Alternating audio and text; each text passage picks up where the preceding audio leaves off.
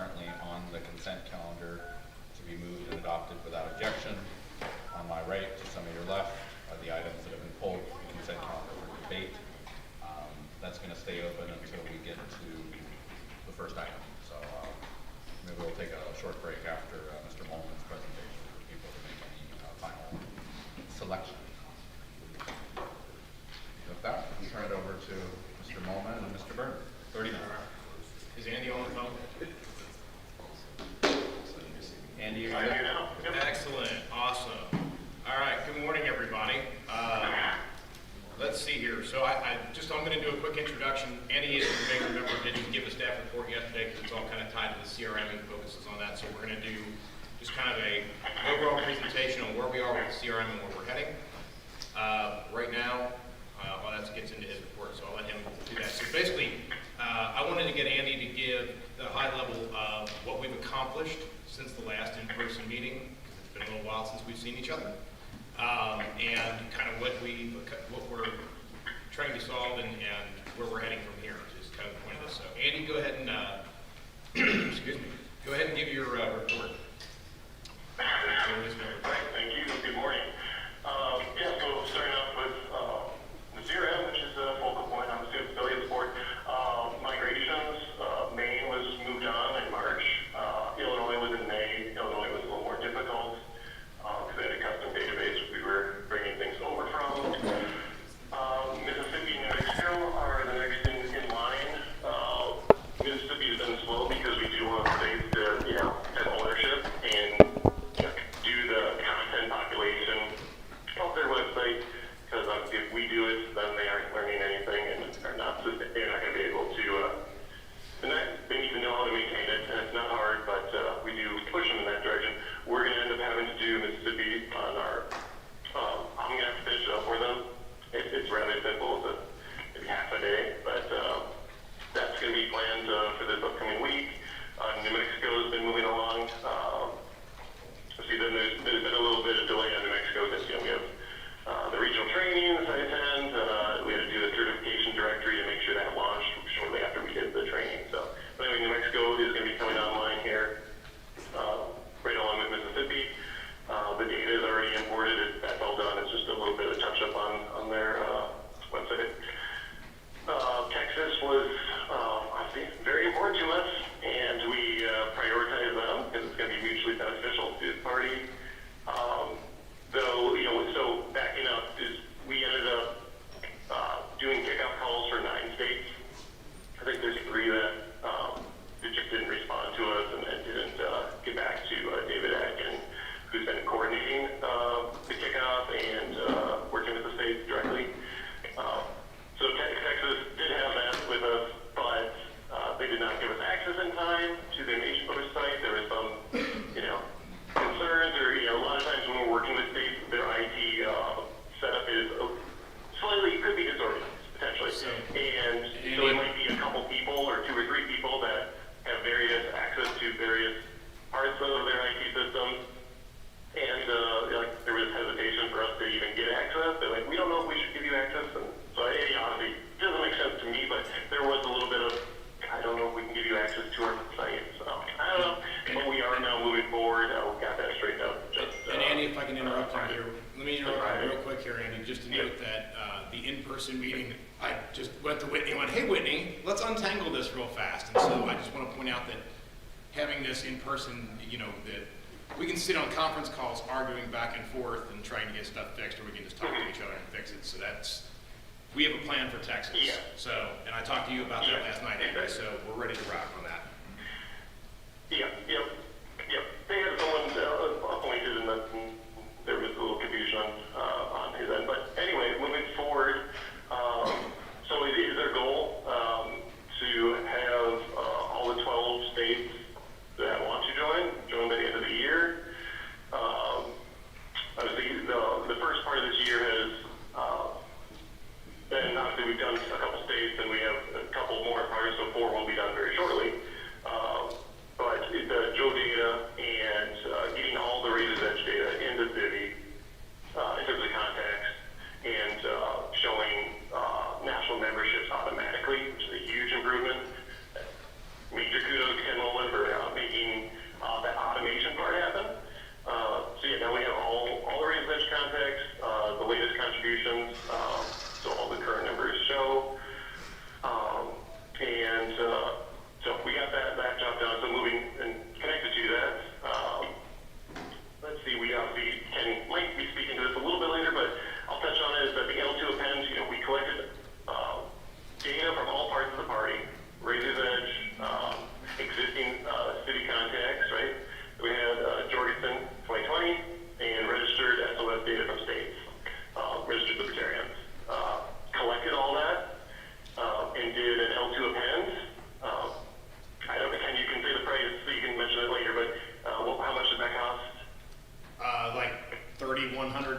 something ridiculously cheap like that? Yes, a lot of bang for the buck there. Got the L2 pen done, then re-imported that back into City, so now we have over 750,000 contacts with good address, better addresses. We did not do the phones because you don't do that, but their party affiliation, demographics, and some other fundraising related data points that will be helpful. So 763,000 is the contact count we're at right now. If you look at my report, I did break it down into the origination of the contacts for the L2 import. So basically breaking down where did they come from. So if they were in City and Rita's Edge, we knew that was 85,000 that were in both systems. Only in City was 122,000. Only in Rita's Edge was 47,000. And then the new contacts that we acquired was 214,000, which obviously from the Joe campaign, largely, but also SOS data on that front. We are continually working. We have a smaller group of IT leaders that are very highly trained. They know what they're doing. They're people. We have them merging data and cleaning everything up. And so we have about 103,000 duplicates in the system, which is quite small when you look at 763,000. So we anticipate we'll have very little duplicates. We'll get that number down to almost the minimal numbers in 2 to 3 months based on the progress we've already made in the last 2 or 3 months. I want to thank David Atkin, our CM Success Specialist. He has been very, 2 main areas, obviously the migration and transforming the data, cleaning it up for us, right? Because it doesn't do us any good to take state's data and just import it without, thoroughly cleaning it up as best as possible. So he's been doing that. And the training component has been definitely a plus part of his role and has freed up my time. So he has been doing hands-on training with the IT director and maybe a couple other people in the state. Right when we onboard them, they're trained so they hit the ground running, proactive in that approach. Unified membership rollout, we are ready to go in California. I've kind of had that ready for a couple months actually, and we'll have it so that Robert Kraus will be able to get a automated report of the contributions and an automated report to know at the beginning of each month, showing last month's amount to give to a particular state that's on the joint contribution program. So it's very little administrative burden. So that's always the key. What we're trying to do is automate as much as possible, make things as smooth as possible so that's sustainable, that I can go or Robert can go and do new and better things rather than kind of being stagnant. So it's a good process that we've created with that program. The regional trainings, I'm doing a few of myself. Was in Atlanta and obviously working with the registration and certification part of that process with Kara Schultz. We have a directory.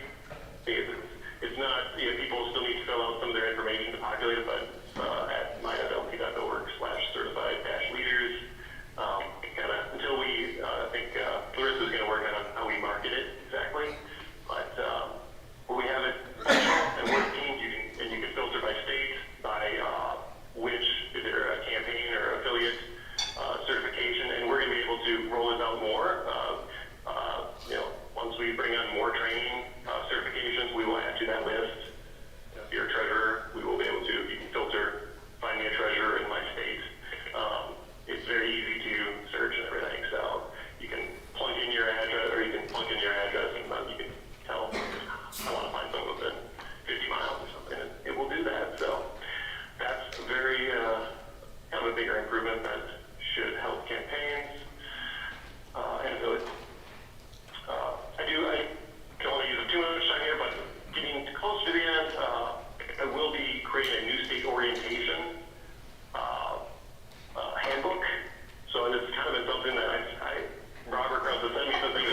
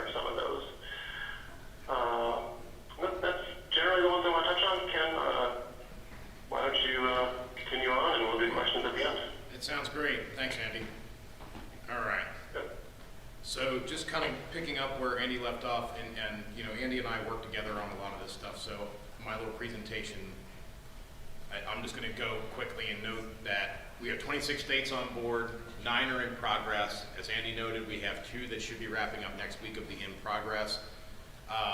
The in progress, just so people understand, when we bring a state on board, it's a two-way street, right? We can't crush things down the state, and the state can't demand things of us. We work together.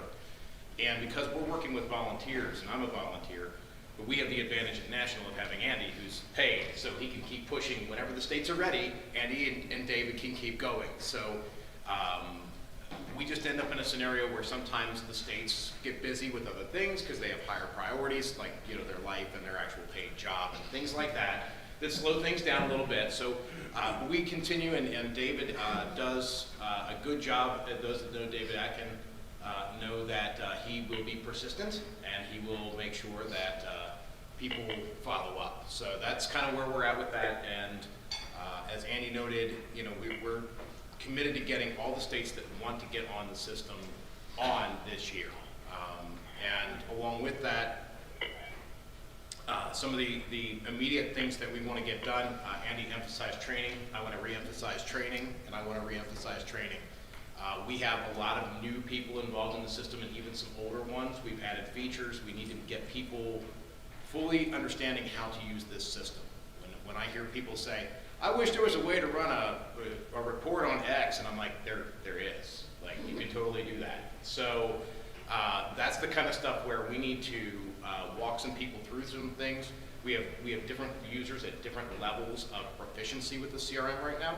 So we need to start all the way from CRM 050 remedial course, what's a CRM, all the way up to I need to run advanced queries and everything in between so we can catch everyone up. Automation is something, and that's personally in my life, that's what I do, is automate. And as Annie noted, I built the importer for the L2 stuff. The original timeline on that was it was going to take over 2 weeks to import all that data if it ran 24/7. I built a tool that did it in 2 batches of 8 hours. So that's a thing. And it didn't require anybody else's time. I just kicked it off and went to bed. And then I woke up and went, yep, still running, because I never sleep for 8 hours. But that's that. And then the main thing is, and I want to emphasize this, you know, we had a discussion during the budget meeting. We have a budget meeting coming up in 6 months or so. The more resources that we have available to us, the more we can accomplish. It's an obvious thing that Libertarians should be very keenly aware of, that if you want more, you got to pay more, you got to do more. So I just want to put out there that obviously we're working within the resources that we have available to us to do the things that we want to do. This is the last thing I wanted to touch on, is kind of the vision of what's going on here. And I think some people have kind of figured out what we're doing. I want to make sure everybody, getting back to that theme of making sure everybody's on the same page, kind of what we're trying to do here, right? Kind of the vision behind this is that CiviCRM becomes the hub. It has the authoritative data that for our supporters, right? And we can take that data and we can pull it out and put it somewhere else and refine it, and then pull that refined data back in, and we're making that core data better. Every time we touch it, we use it, we make it better. Because that means that the next volunteer, the next campaign that uses that data has better data to work from, right? And so we right now, and the color coding up here right now is basically what we've got working versus not so much, right? So in green, we're able to do email campaigns, state websites, all of national sign-up forms run through the CRM, and SOS data. And you'll notice that the arrows on national forms and SOS data are only one way. We do not provide data to secretaries of states. And we do not do any, I mean, the forms are one way. Somebody signs up and it goes into the system. So from there, L2 and Razor's Edge, that's two-way and it's quasi-good. L2, you know, we did an export. We gave them names and addresses. They matched in their database, gave us a bunch more information. We brought it in. Had to write some custom stuff for that. And as Annie noted, I'm working on making something more permanent that no matter what data we're bringing in, will work. So that's why that's in yellow, because it's not perfect. And Razor's Edge, same thing, right? There's still some manual operations going on, moving data between the systems. If it's not automated, it's not done. So that's why it's yellow. The next piece is text banking and call banking, and these are very big things right now. We're getting a lot of requests for call banking and text banking. Just like email, and I think I've talked to you guys about email before, there's a difference between opt-in and mass blast, right? And it's very important to understand that there's a difference in that. When it comes to text messaging, there are some laws around mass blast that if you do it wrong, it's a $10,000 per phone number fine from the FCC, or FCC, excuse me. So it's important not to screw that up, because that can get really expensive really, really fast. So we're working on a system right now. As Andy noted, we already have built in the ability to send opt-in text messaging. That is there now. It's a little clunky. We would like to get it improved. Andy, I think that's the right way to say that, right? The multi-site, we need to get a little tweak for multi-site. Oh, not clunky, just that we want to make sure that a user at a state level does not send anyone other than the state people that they have access to. Right. And so we want to make sure that loophole is closed. Maybe they have it work the same way as the email sending would work. So anyway, probably a fairly simple thing. It's just something we have not focused on. And it costs money. So yeah, and I apologize, clunky may not have been the right adjective, but yeah, it's that, that as it stands, right, if we open it up, then Colorado could send text messages to people in New Jersey, which would be kind of weird. And it probably would happen on accident more than on purpose, but regardless, that's the improvement that needs to happen there. There's also communications going on. The campaign used a company called Peerly, the Joe campaign. That is more built for mass blast, unsolicited, blow it out, right? And that's what the campaign used it for. They bought phone numbers from L2 and they did mass blasts. So what we're looking at is trying to get integration with Peerly, and that's in very early stage communications. Kevin Moore and Peerly and myself and some others have talked with them about connecting their service with Civi so we can do automation, because that's a big thing. And so we're working on having a service for mass blast and a service for opt-in. And that way, because the opt-in is cheaper. That's the reason we do that, right? Because opt-in, it costs a fraction of a penny per text. Mass blast costs just over a penny, almost 2 cents. So it matters. Call banking is kind of sort of there. I'd love to see more improvements. We do have Call Next. When we cleaned up all the data, our tool that we paid for a couple of years ago all of a sudden started working again. I was like, hey, clean data makes things work good. So that does work again. We have states starting to spin up and use it again. My home state, Kentucky, was using it actively when it broke. So they're excited to see it's back and they're starting to use it again. And I think other states will too.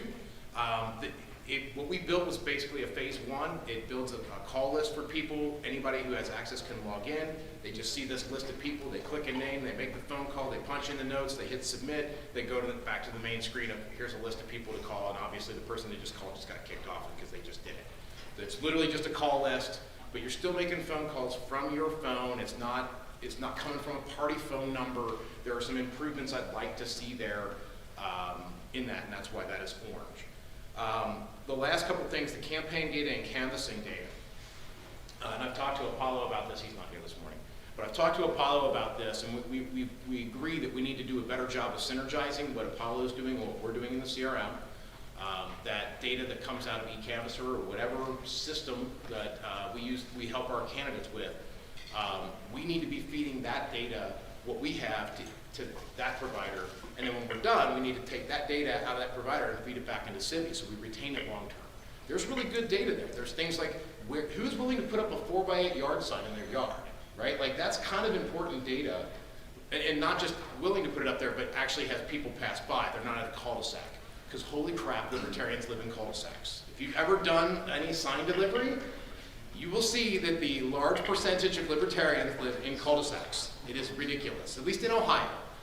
There's nothing better than driving 4 hours to deliver a sign to a cul-de-sac. It's like, I will kill everyone. Anyway, so that was, that's good information. But there were also, in the 2018 Irvine campaign, we had a lot of really great locations where they were like, yeah, whatever size sign you want. And it was like real open yard, super high traffic area. It's like, oh, dude, we need to put a 2x3 or a 4x8 here. If they'll let us put a 2x3 or a 4x8. That's information that then later on, a future campaign could have that, like, hey, here's a good site that's libertarian friendly, we can put a big sign. So we don't have to start over every single time. So that's where we're working to improve, but that's kind of the full vision of everything. I'm gonna probably, yeah, I got 5 minutes, so. All right, I'm gonna stop talking, but and let people ask questions. I'm gonna recognize the chair first, just because he's the chair and he's behind me, yes. I love the technical vision and am excited about the ability to fundraise for it, to be able to achieve it. Yep. What we are missing, both from this presentation and I think generally to be able to do that, are the success stories to be able to tell a story. Because, you know, it'll have this bell and this whistle. That works with some audiences. But for most audiences, they want to hear, Right. Pennsylvania had this tool. I'm just making Yes. something up here. But Pennsylvania, we created this for them. They were able to mail out postcards, grow their membership 300, elect 100 libertarians, and to be able to. And those are actually all those stats that are actually what the CR did. And you're right. Yeah, more big or small, but Right. to be able to, and you know, you may not even need to go into all of the details in a story like that, but to be able to. That's true. To say, you know, here are the success stories. We want to add these capabilities, which will enable us to do these and potentially have these kind of success stories. So, you know, we've got everybody in the room here. How do we collect these? How do we get these? Because I think they're out there. They're in people's heads. We just need to find a way to get them. Well, yeah, I think Pennsylvania and Indiana by far are power users right now. They're the most. Indiana just recently joined, but Evan McMahon, now chair of Indiana, has used Civi in the past. So he's very familiar with what it can do and how to use it. So he jumped right in, and he's just like all of a sudden going crazy and got Indiana flying on it. It can help them with it. Yeah, I didn't hear any of the questions, but Indiana, yeah, Evan, I do give special attention to Pennsylvania and Indiana because I know I want to feed the fire of those two states because he's using it every day, and I know he's connecting and training all of their county users. So very programmatic kind of process they have there to use this tool. And Andy, Was there a question? the suggestion was is that we need to do to go back and do yet a better job of documenting the modern success stories of the CRM. We've done that in the past, but we haven't really done that in a couple of years. So it's probably a good idea to come back and talk about what Pennsylvania and now Indiana are doing in the CRM since they're really rocking it out. So. 100%. Yep. And then Mr. Well, Phillips.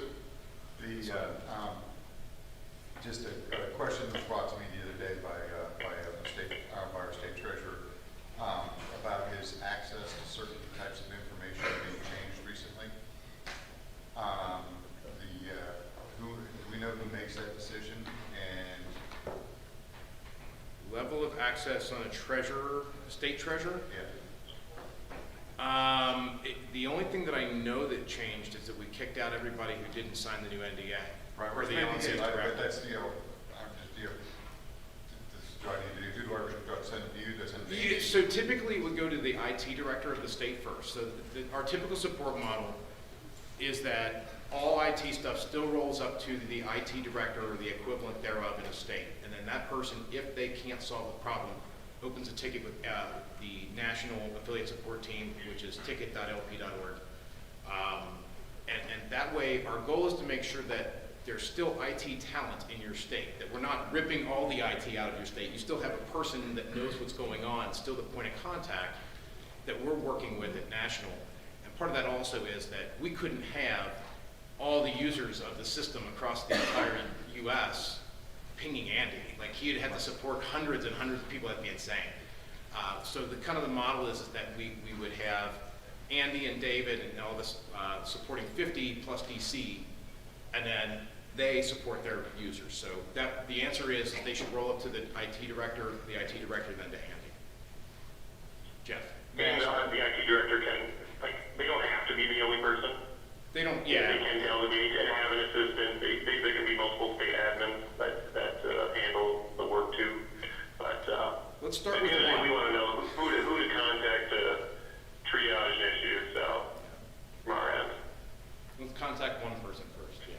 I'm going to answer your hardest question you've ever had. Uh-oh. And this might, there might be somebody else here that doesn't understand this, but they probably wouldn't admit it. Civi CRM is, I believe, they were talking about Civic, is what they were going for there. Well, what does CRM stand for? CRM is a customer resource customer relationship management database. So it's all about just, having a pile of people and maintaining what level of relationship you have with those people. It's a system to track all that. So That helped quite a bit. yeah. So and there's different types of CRMs. Commonly there are sales focused ones. Salesforce is the big one. It's a sales focused one. Civi CRM is more about civic organizations and that kind of stuff. I saw Mr. Harris, but I don't know if he still wants to, and if not, then okay. Ms. McArdle? Yeah. I'm curious if there's been any update on whether or not the CRM will work for California because of our weird state affiliate or county affiliate. So there have been talks about trying to go back and take another bite at California. I think it would be wise, personally, I think it would be wise to get through the list that we have now so that we can put, when we decide to take a bite at that apple again, we can focus solely on that. And I think that gives us the highest chance of success for bringing Well, California if in. I answer, what's the exact question? When or if we're going to plan on trying to get California into the CRM again. Well, to be honest, we did. Right. I forgot the time, 2019, somewhat recently. We did. We imported all their neon CRM contacts and their contributions, and then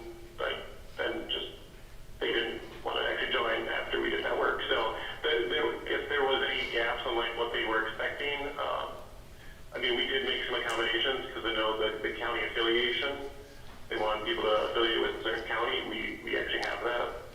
That's included. So yeah, I would definitely appreciate any specifics any barriers, please let us know, because we do use when a state, at this point we don't see this a whole lot, but especially early on, states would say, hey, we would like this feature. This is something that we're doing. Whatever it might be, I think credentialing at a convention, like we've got all that, like a process for that. So we always take feedback on if there's something that they just can't do with ours that they used to do. We want to make sure that they're not losing some sort of functionality. So. All right. Any last words? I was just saying, I've been informed by the chair. And we will make sure that we want to know the barriers first before we. Informed by the chair, we have a minute. We're a little less than that now. Any last words, Andy? Angela, you want to catch up with me afterwards? Yeah. 'Cause we're out of time. Yeah. Does anybody want to extend time? Oh, T, I didn't even see T. I'm sorry, man. Just raise your hand and talk and see what happens. We are out of time on Too late. this item. Sorry. If somebody wants to move I to move for a extend. 5-minute extension. Ms. Harlow's moved to extend for 5 minutes, seconded by Mr. Nana. Is there any objection? No objection. All right. Mr. Ferrera. I was just going to say, on a very recent IT director's call, I challenged all the other IT directors to come up with a solution for California for our unique situation. And we came up with a handful of people are going to try them out. We're going to see if we can get California. Nice. Awesome. Yeah, and I do think that if we wait and get a bunch of these other states off so we can focus on California, it's 10% of the party, guys. I mean, it's not a small bite. So if we can focus on California when we're doing California, I think that'll help a whole lot. And California solved one of our own problems in our convention. We got rid of the Out of state. amendment. Yes. I'm so The happy only one we about have left is that you can live in one county but associate with another county, and Civi CRM blows up when you trade. Yeah, it gets mad. All right. Any other questions? Anybody else? I'm going to stick around for a little bit after the meeting. I've sent my wife to a museum, yeah, I'll be around. And obviously, if you have any questions at all, I do both the super front end sales and then the super back end server stuff, and then Andy and David and the rest of the team does everything in between. So sometimes I don't know the answers to the in betweens, but I know who to contact. So feel free to reach out. Thank you, and that's it. Andy, you weren't on yesterday. I just want to commend you and Ken and David for your hard work on this. 26 states on the CRM. Yes, fully Amazing. on. Good work. We're on track for 38 for the end of the year. But Knock on wood. all right. All right. Thank Thank you. you, gentlemen. Thank you. Next next item is new business with previous notice. The chair would suggest we take a 5-minute recess, so if anybody wants to move any items that aren't yet pulled, we can do that, and then take up those items. So that's the chair's motion. Is there a second? Second. Second by Ms. Harless. Is there any objection? We are recessed until 9:39 Central Time. It's not currently dangerous. Leave me alone.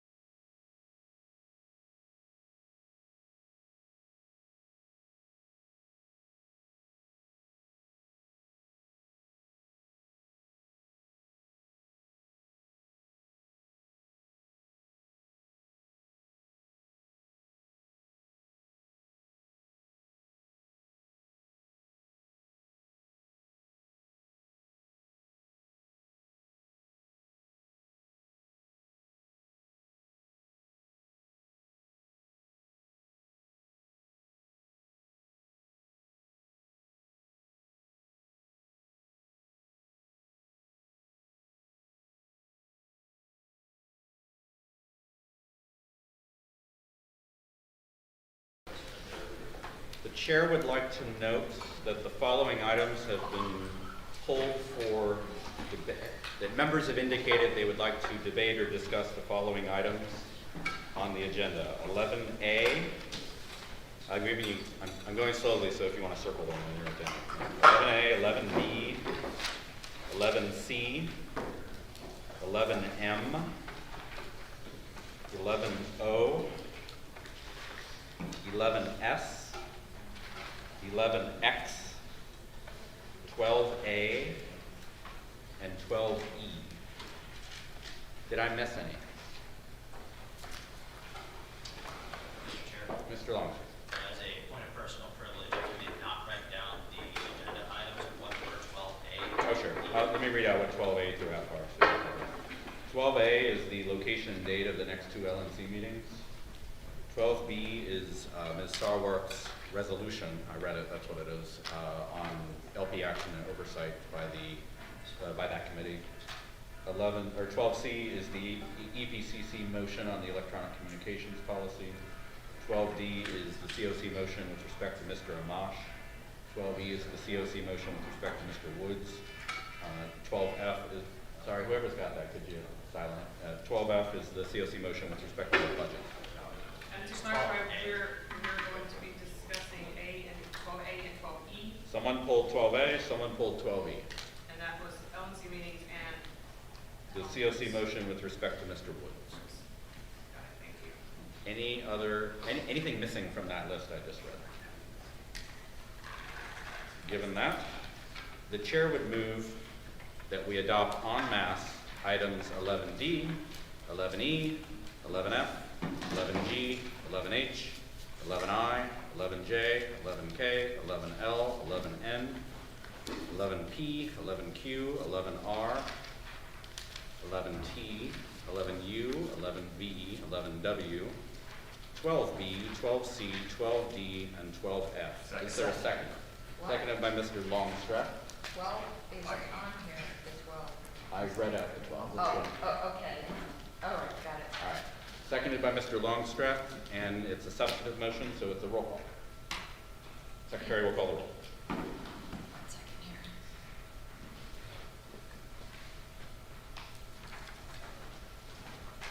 You wrote it.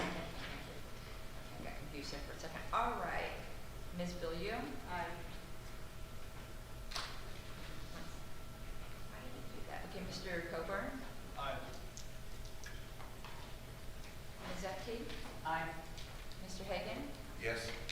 I will vote yes. Mr. Hewitt? Yes. Mr. Valente? Yes. Mr. Longstrap? Yes. Mr. Molman, Yes. Mr. Nana? Yes. Mr. Sexton? Yes. Mr. Phillips? Yes. Mr. Roudsep?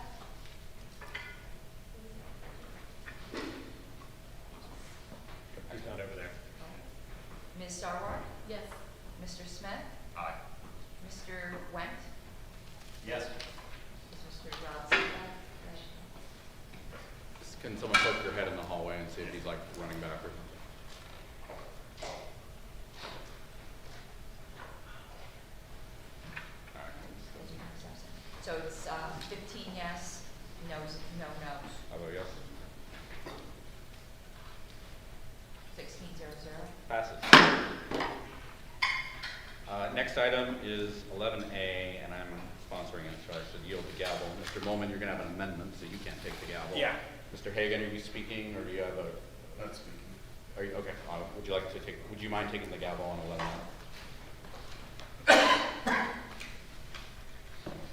I can take it down. I guess that helps, yeah.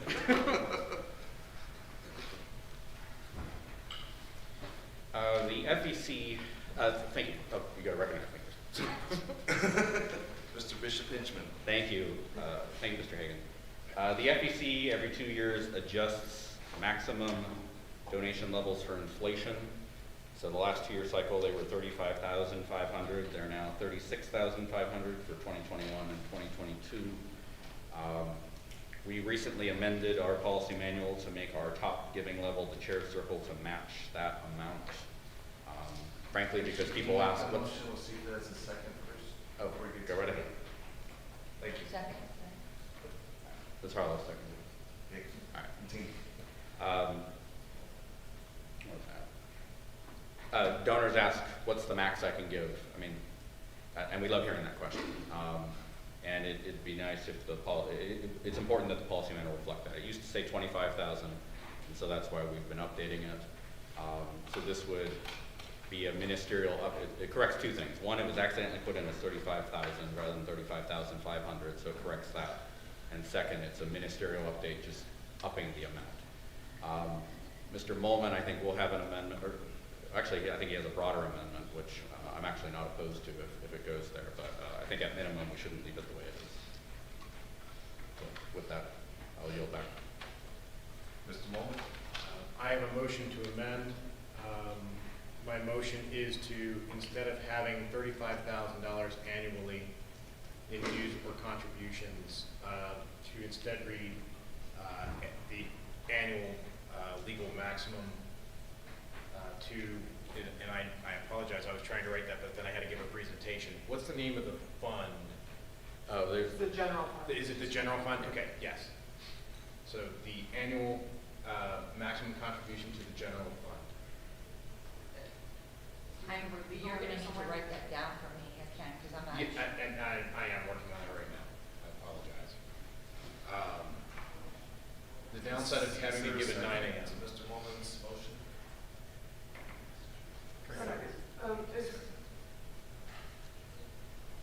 Or again.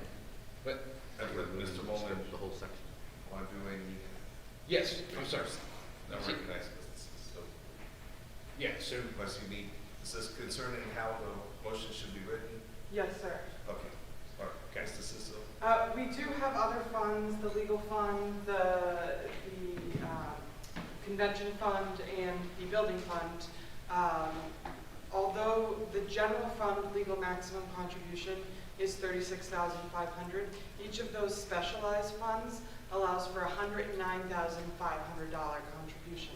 However, if an individual were to give the amount of $36,500 to the building fund, say, do we want to still include them in the chairman's circle? That is what I'm questioning for you. I just wanted you to. Yeah, it was my understanding Mr. Mullen was going to offer a different amendment than that one. oh, I'm sorry.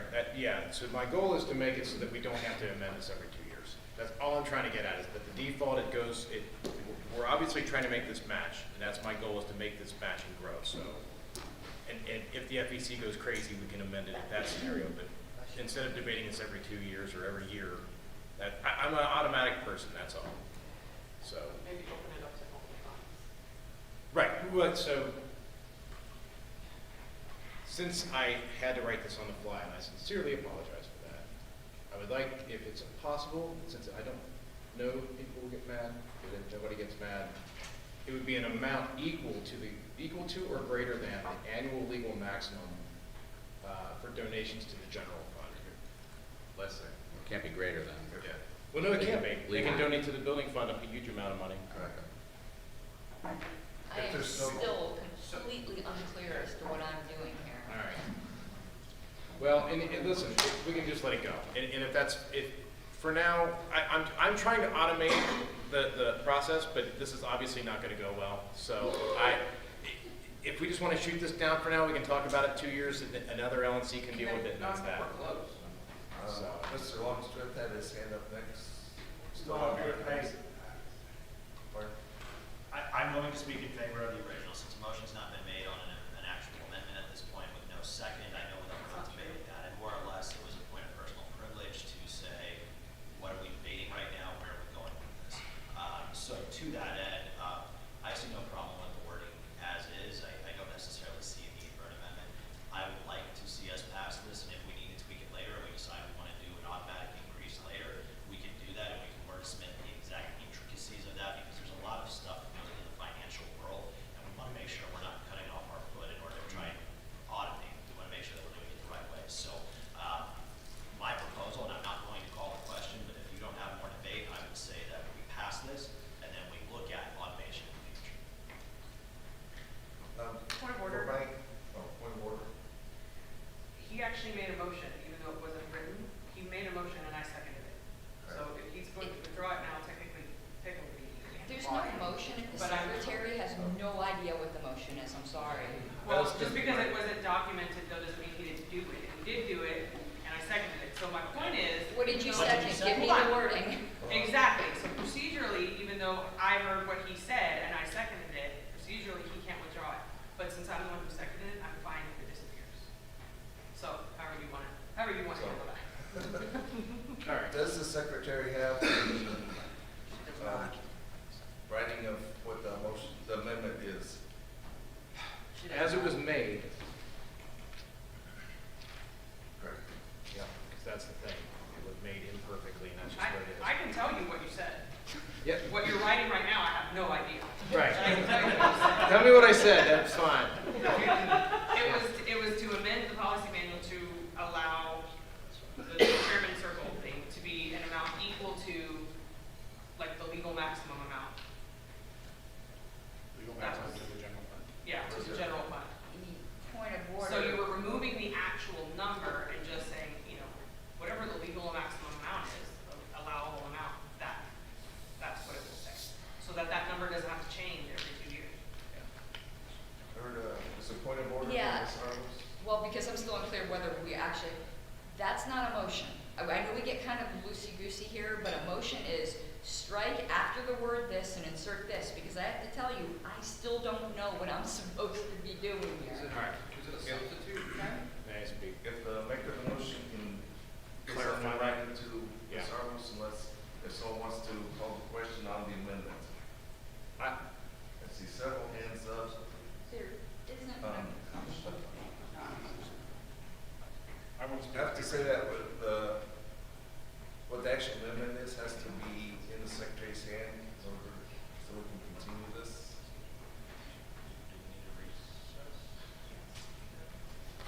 Mr. Chair? Thank you. Ms. Adams? Can I ask, please, for a 5-minute recess so that we can straighten this all out, figure out what the hell we're actually talking about, and potentially workshop something, because this is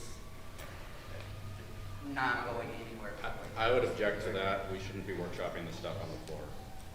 I agree with that. Fine. Mr. Danick? Perfect. All right, well, this isn't originally why I raised my hand, but I suppose I'm calling a question at this point. On the second On question? the amendment, I'm calling a question on the. What is the Yeah, I don't know what the amendment is. Then vote against it if you don't know what it is. Let's Does do the this. secretary have Please. Yes. writing? So the original was to strike 35,000 and insert 36,000. Mr. Molman's motion is to strike the 35,000, but instead of inserting 36,000, inserting the words equal to legal maximum of donations to the general fund. I'm reading what I have. Yeah, I know, my handwriting sucks. And any questions been called, or is there any objections to Yes. calling the question? Okay, show of hands, all in favor of calling the question on the amendment? Calling the question.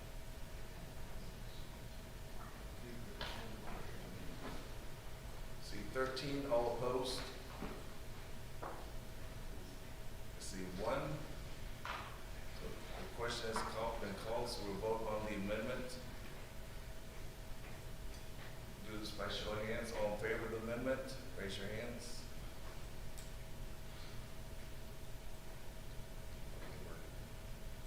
See 5, all opposed to the amendment?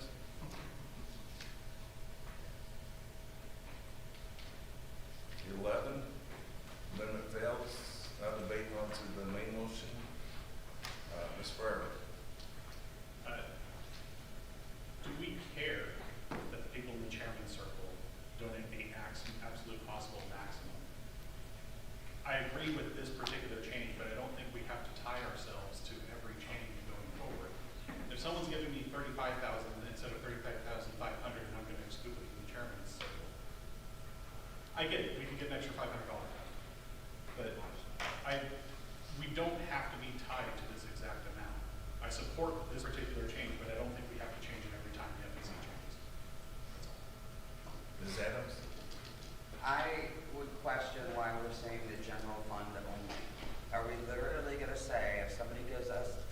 to the building fund, that we're not gonna include them in the chairman's circle because it wasn't $36,000 to the general fund? That language is voted down. It's down. Okay. Mr. Bishop, Benjamin? Just to address Mr. Farrar's very excellent question. You know, donors don't always keep track of this stuff, and I think one of the top questions Tara gets from high dollar donors is, how much can I give? Because they don't really even know. And it is a complicated answer because we have multiple funds now. We used to only have the general fund, so the maximum really was the maximum we could take. But now we could, you know, if we, I don't use the word juggle, but if we arrange it the right way, we can solicit up to $500,000 from an individual. This is mainly, the reason I think tying it is important indirectly rather than directly and that was really what the debate was. But the reason I think indirectly tying it is important is because we will literally leave money on the table if we don't tie it. People ask, what's the FEC maximum I can give? You know, if our top giving, and people pull these giving levels and they give according to them. So it used to be 25,000. People gave 25,000 rather than 35,000 because we weren't asking for that difference. This body has decided to codify these giving levels in the policy manual. I thought Mr. Molman's amendment was going to be to strike that whole section, which is why I said I would support that. I'm not opposed to it being codified in here, but I would like it to make sure it's not tying our hands and saying you can be a chair circle for less than what we can absolutely max take from you. So you, Ms. Arlos? I absolutely support this, and to be specific, because the policy manual is not just for us, it's for members to understand. And when you do vague things, they don't understand. It's better to put in specifics so that it's clear to everybody. Mr. Nana? I would actually like to offer the amendment that Mr. Bishop Henchman thought Ken was going to offer and strike all of that section there after the first little blurb. Let me make sure my motion is clear. I don't know if it's perfect.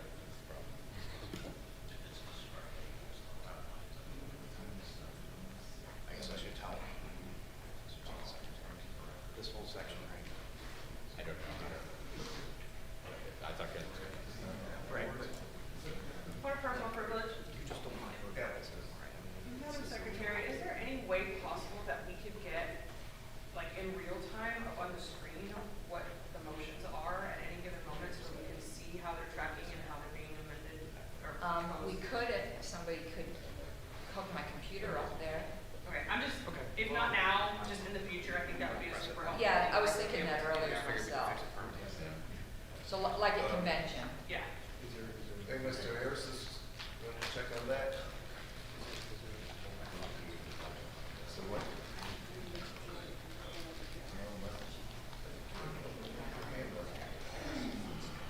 So actually, we're still waiting, we're wording on the amendment. Well, I was just gonna strike this, all the section where it says chairman circle, blah, blah, blah, blah, blah, but it doesn't seem like the body wants to do that right now, so I'll withdraw my motion before a second is offered. All right, Mr. Bowman. I move to table this item to the end of the agenda, to the end of the policy stuff. My brain this morning. Business with previous Yes, notice. yes. Thank you. That is what I'm trying to do, is Table this until the end of this section of the agenda. Is there a second? second. There's a second to table it. So all in favor of tabling this until the end of the new business with previous notice, raise your hands. 4 in favor, all opposed? See 9 opposed, it's not tabled. Mr. Witt? Point of inquiry, I It's messing up. this agenda. We're out of time. I think we're probably out of time. I apologize. I have not been keeping track of the time. Tempted to find out this guy. I know in the past we had a separate timekeeper who was not chairman at the time. May I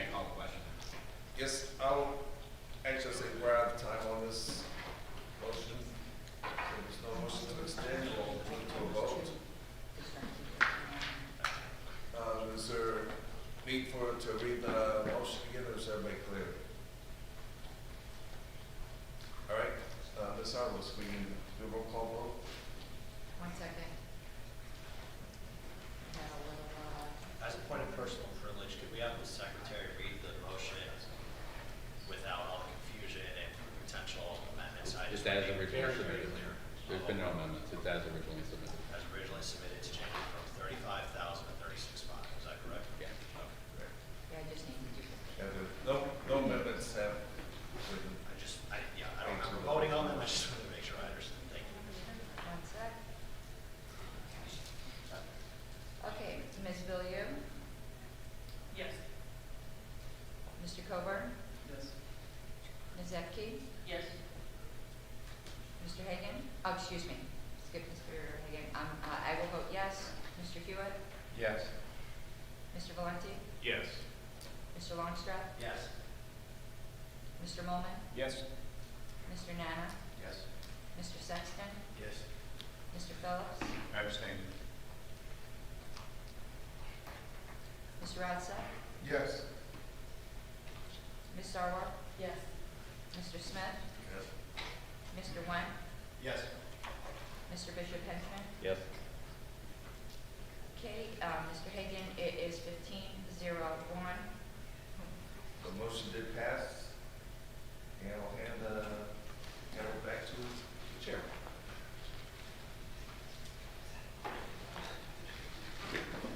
Here be a round of applause to Tim. Yeah! You guys threw everything at him and he made it through. All right. I apologize for not keeping track of the time.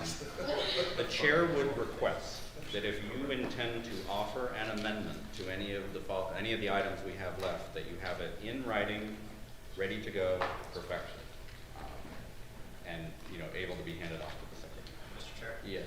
I would like to request a 5-minute recess. That way, if anybody does have any amendments, they can perfect them now, but they don't have to like catch up as we go through. What I would suggest is the next two items are committee vacancies. Fair enough. I'll withdraw my motion and introduce it later. Point of just parliamentary, kind of, I don't really, point of something. Okay. Just for educational purposes, just so everyone has it right for future, that wasn't a table. You'll probably never see a table in your entire life in parliamentary procedure. It was a motion to postpone. That's what I meant. Well, I know, but I like everyone to learn so that we know. Thank you, Ms. Owens. Item B is the filling the one platform committee vacancy and selecting the interim chair. And we said, Designation of alternates. Ms. Harlow, do you want to start with just what will be the voting procedure you envision us using for this? well, in the past at meetings, we've taken nominations, and there's usually been 2 or 3, and people have we've either done it by a show of hands or passed around note cards, and I'm ready for either. So this is kind of 3 items in one, the vacancy, the interim chair, and the alternates. Is there a preference from the body of whether we kind of do all of these at the same time or we do them in succession? Division, yes, succession. Mr. Chair, I would suggest that we do paper ballots and do all 3 at the same time. Do paper ballots all 3 at the same time? Yeah, that was what I called for the secretary. Oh, you want to divide them all? Because I don't think all of them are going to require ballots, to be honest with you. Okay. Why don't we see what the nominations look like and then we can make that determination? Okay. All right. So I've we'll got do- these, so. Okay. So why don't we kind of have them all, if people have nominations, we can discuss them all, and then we'll figure out the balloting at that point. So I'll take a speakers list. Mr. Phillips, Mr. Longstreth, Mr. Phillips, go ahead. I would nominate Karen and Harless as the interim chair. Mr. Phillips nominates Karen Ann Harless as interim chair of platform. Mr. Longstreth? I would nominate Omar Reguero to fill the vacancy seat. Mr. Longstreth nominates Omar Requero for the vacancy. Ms. Harless? I would nominate Star Child to fill the vacancy. Ms. Harless nominates Starchild for the vacancy. Mr. Coburn? I nominate Ashley Shade for interim chair. Mr. Coburn nominates Ashley Shade for interim chair.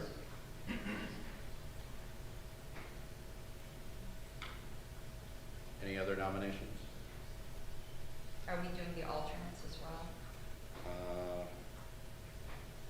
I guess, unless they're just like, who's, Well, Ms. Longstreth? So, my thought process would be on this, and the body, of course, can have a different opinion, but if there are people that we want as alternates, we are nominating to fill a vacancy at this point, I would suggest that if somebody does not fill that vacancy, that those perhaps would be our alternates. And there's all sorts of arguments one way or another, but I don't know that we necessarily want to nominate specific alternates if we follow that procedure. Well taken. All right, well, Pete, Ms. Harless, do you have further nominations? well, yes. Okay. Because when we did that four-way tie, the four-way tie was between Amanda Griffiths, Dean Rogers, Star Child, and Curtis Taylor. Yeah, I'm trying to find And I would like to nominate Amanda Griffiths and Dean Rogers for alternate. And was Curry Taylor, He won. he won, okay. So he's seated. So that the reason that I nominated Star Child was because he was on the. I'm glad women's part you of did the- that. I was trying to find it so I could do the same thing. So, Ms. Harlos nominates Amanda Griffiths and Dean Rogers as well. Further nominations?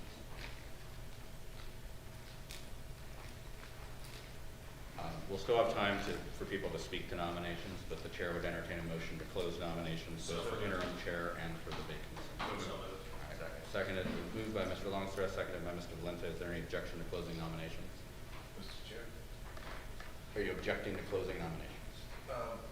I have a question. State your question.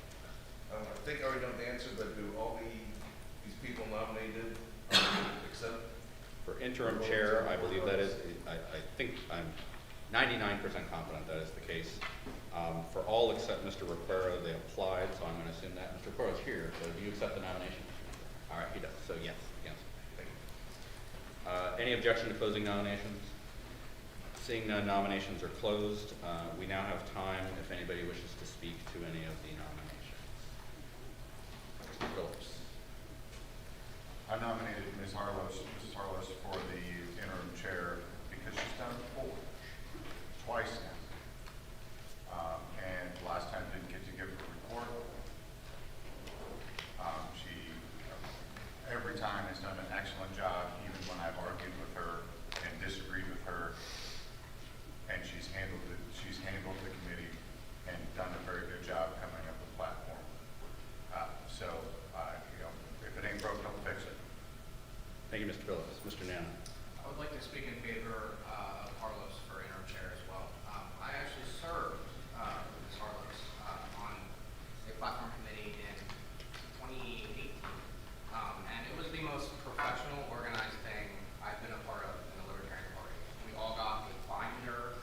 We knew exactly what we were doing. She kept us on task. It was amazing, and I just don't see anybody else doing a better job. Thank you, Mr. Nana. Anyone further? Seeing no further comments, we can move to a vote. You want to do a ballot thing? So it's up to you guys. Do you want to do one ballot for everybody? Is there any objection to handing out ballots and just voting on all these together? Do we want to ask any from the gallery to be televised? I don't think it's really necessary. So we cut on alternates or Or our alternates? Raise your hand if you're an alternate. All right. I'll designate Mr. Ferrera, Mr. Buffman, and Ms. Adams as tellers. And we'll be at ease while people vote. Please do. Everyone, please sign your ballots legibly, not like Sam Goldstein, please. Because beating up on Sam is my hobby. I think we're doing Mr. Chair. We are voting.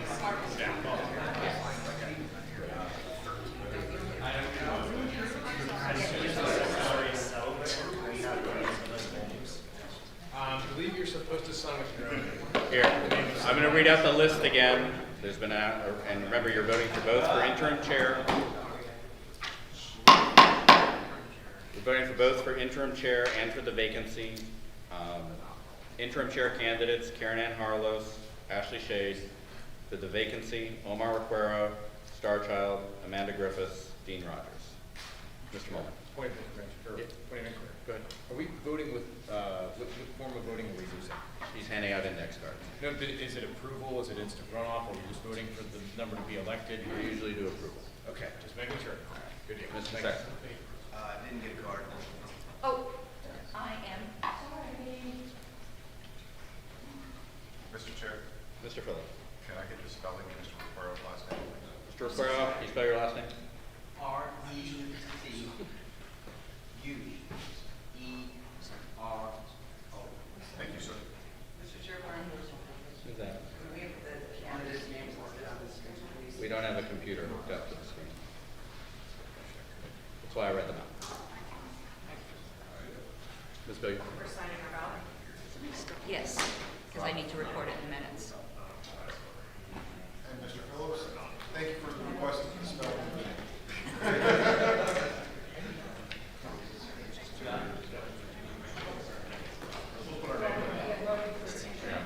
And don't forget your names.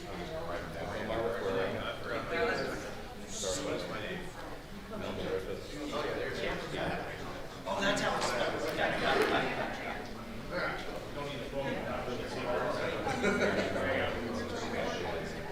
They're gonna get published, so what happened? No, but she's counting. Aaron. Yeah. I knew what I was trying to do, I just. Yeah, no, we're giving a presentation. Oh, yeah, I know. It's whatever, and then I was like, oh, I've opened up a can of terrible rooms and I can't close, I'm like, I'm gonna shut this down. We can work, work on this.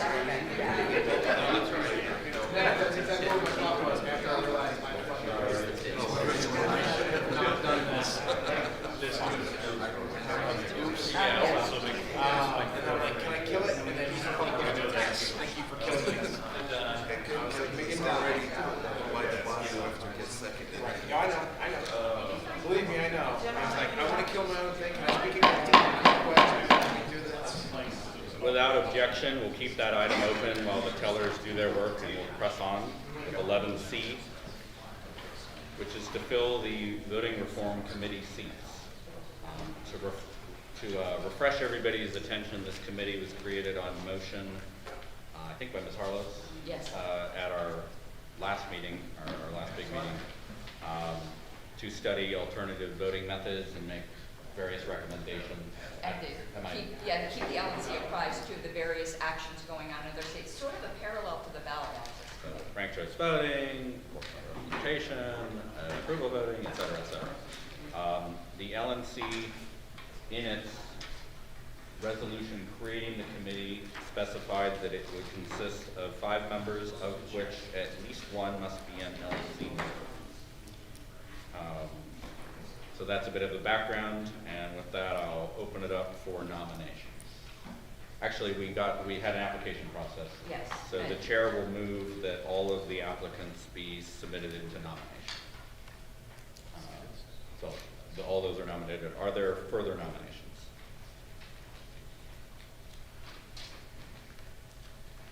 Seeing no hands up, Chair will entertain a motion to close nominations. Moved by Mr. Longstreth, seconded by Mr. Phillips. Is there any objection to closing nominations? Nominations are closed. Mr. Chair? Yes. I move that we do the voting on this population of this committee by open vote ballot to be concluded by tomorrow evening. Is the chair, is the secretary able to accommodate that? Yep. All right. Then I'll second it. Mr. Longstreth has moved that we conduct this vote by open vote to be closed. What was that again? With it, by end of day tomorrow, so by midnight tomorrow evening, is that enough? Midnight. with But it time will then. be mountain time, because that's Oklahoma instead of Pacific as well. Midnight Mountain Time tomorrow, is that acceptable? Yes. All right. Mr. Longstreth has made that motion, seconded by Mr. Molman. Is there any objection? Seeing no objection, that's how we will conduct the vote. We have time if anybody wishes to speak to any of the nominees. Ms. Carlos. I had sent out a list of my particular short list earlier today. I'm not sure if any other LNC members actually applied, so I did put my name on the list. Obviously, since I did the motion, I was interested in it. I am going to be working on some petitioning next year for RCV. I'm very active with RCV Colorado. But as far as the other persons, when you're considering, those names struck out at me, there might be other ones that I'm just, in my vision of the committee, which it might not turn out to be, I don't envision it as a committee that's going to spend all of its time debating whether range voting is better than this one or whatever. I want it to be on ones that are actually on the table to get done, rather than an intellectual discussion about things that are not going to get passed anywhere because there's no groups promoting them. So that's how I narrowed down my choices, even though there were other people that obviously knew a lot about the subject. You could tell that they were really married to something that's not on the table. And I think right now RCV and approval voting are on the table in areas. So that's just my particular perspective, and I would hope that it would be shared by the LNC. Thank you, Ms. Harlow. Anyone wish to speak further? Seeing none, action, that concludes this item pending the email ballot, which the Secretary will take care of. One clarification, Mr. Ms. Chair. Harlow? So it will be, so the people who are sitting in as alternates here, that's who I'm sending the ballot to. Okay. Good to know. Next item. Oh, we got results.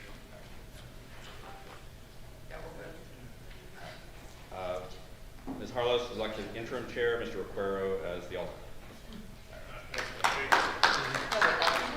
I'm sorry, as the vacant. Who's the alternate?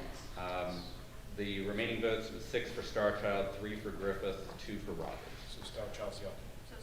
So, I guess I will move that Star Child be designated as the alternate to the committee. Is there a second? Second.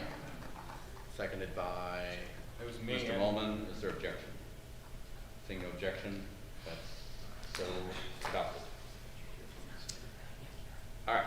According to my list, I have 11M next, which I've written as delete requirement to mail bylaws and platform. Mr. Hagan, 5 minutes. Yeah, we'll move that in the policy manual. This has been sent out. It's also on the OneNote. This is your number 10, I'm sorry, Motion on 10, your correct. And it's in policy manual, section 3.01.1, where it says mailing updated bylaws and platform. Change it to making the updated bylaws and platform available.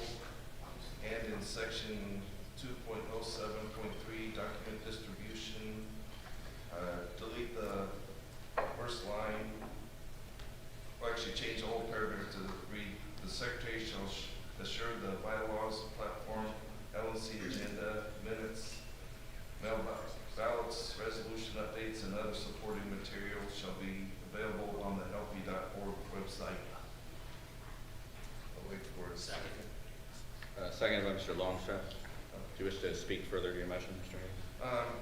Yes, they just put in when we didn't have everything published on the website in the past, way back in the past. Showing my age with this, now I'm involved party, they would mail out the platform and bylaws by snail mail to all the LNC members and state chairs, and this is to get us back up to date with technology. Thank you, Mr. Hagan. Ms. Harlow. I have a substitute, and it's only accepting the change of deletion of sent without charge to all LNC members, alternates, and committee chairs. I agree with that deletion. The other items that are proposed to be deleted, I would like to keep. So you would retain the mailing requirement, and the secretary is the one that does it. Excuse me, I misspoke on one thing. That instead of mailing on that first one, I'm fine with the making.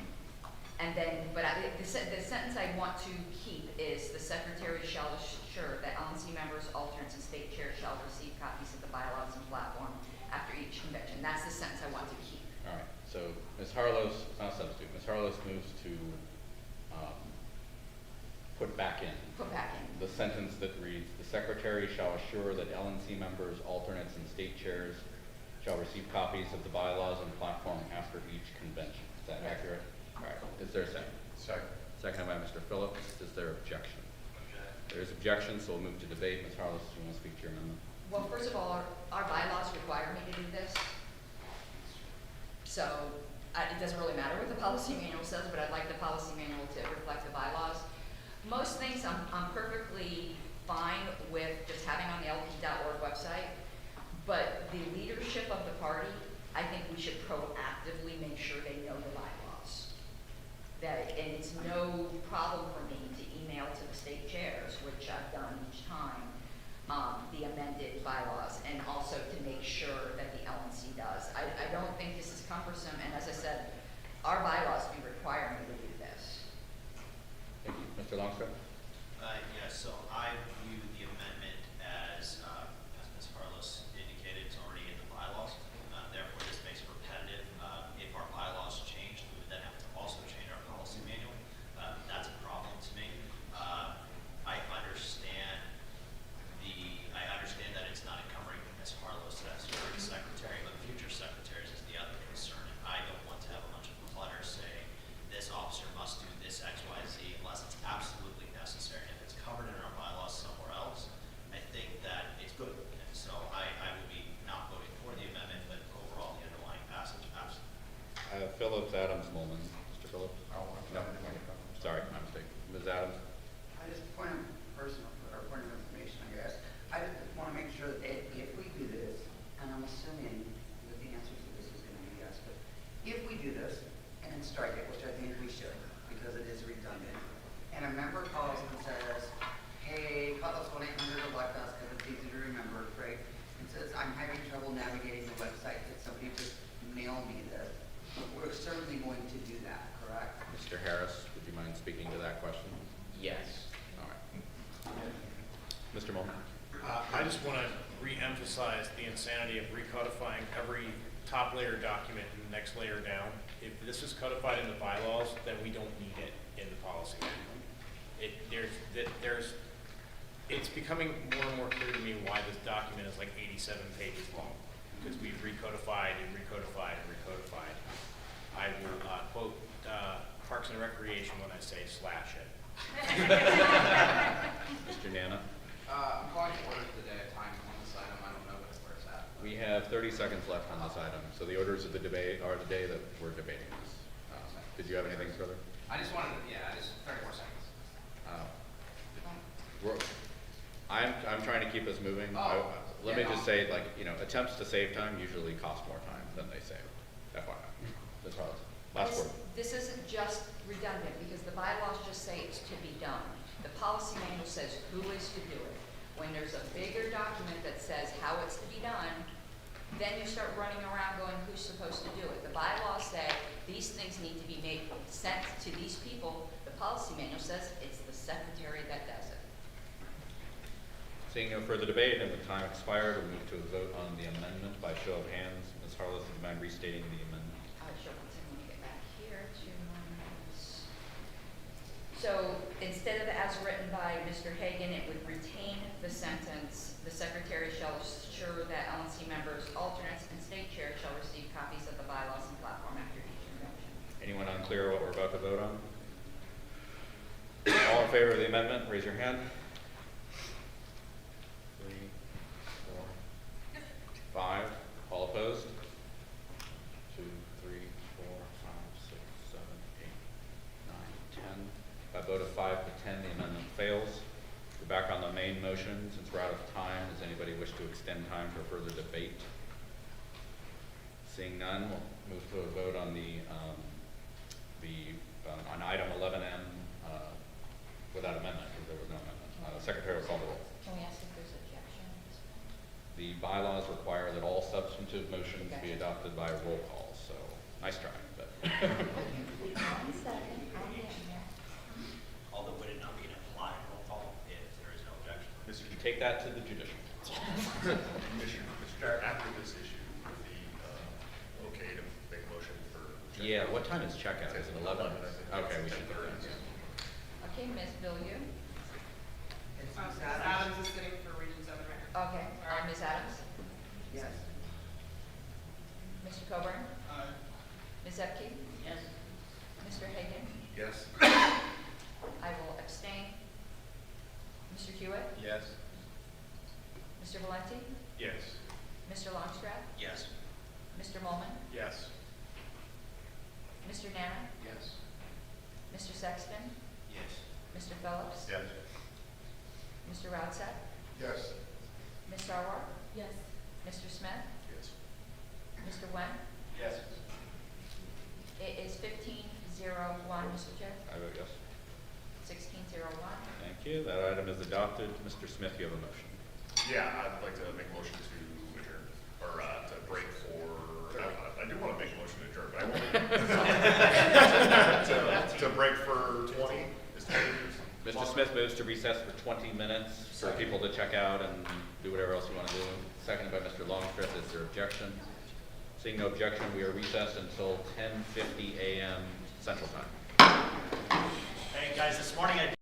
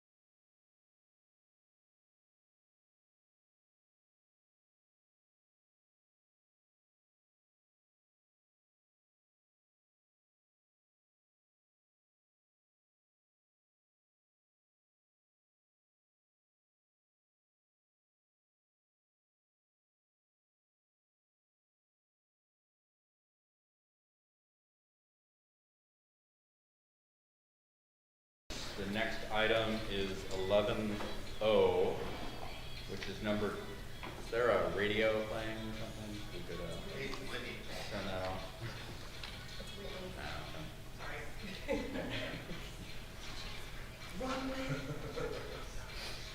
I like to play this. Number 12 on Mr. Hagan's list, electronic mail ballots notification. Currently it's by the secretary within 3 days. The change would be secretary or chair within 2 days. Mr. Hagan, recognize for 5 minutes. Yeah, so move in section, policy manual section 1.04.1 versus by the secretary, change it to by the secretary or chair, and change 3 days to 2 days. Second. Moved by Mr. Hagan, seconded by Mr. Longstreth. Mr. Hagan, you want to speak further to your amendment? Yes. Or your motion, excuse me.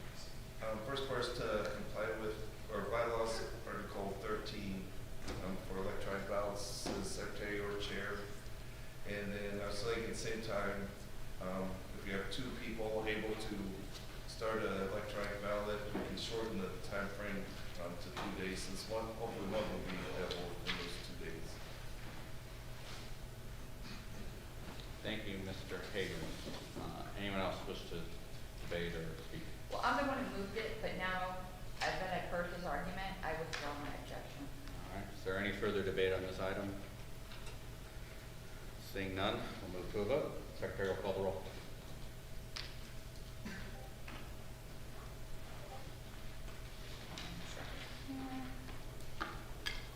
Is it Ms. Adams or Ms. Billiard? I'm back. Okay, Ms. Billiard.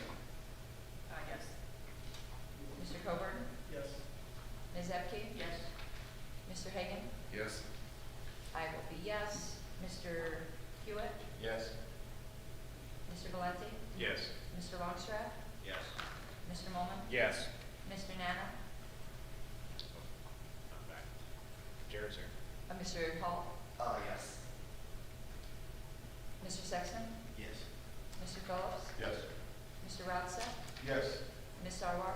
Yes. Mr. Smith? Yes. Mr. Wen? Yes. It's 16-0-0. Vote yes. It's 17-0-0. Thank you. That item is adopted.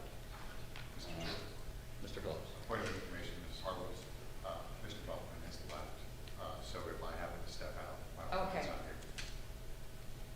Thank you. Before we move on, I just want to say 2 quick items. One, seems like the consent calendar kind of worked.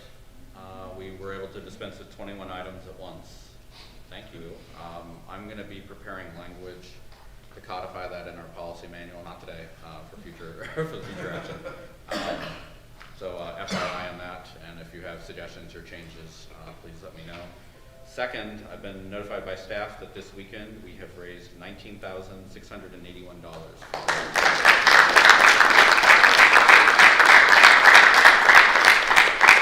If you contributed money last night or this weekend, would you mind please standing up? Thank you.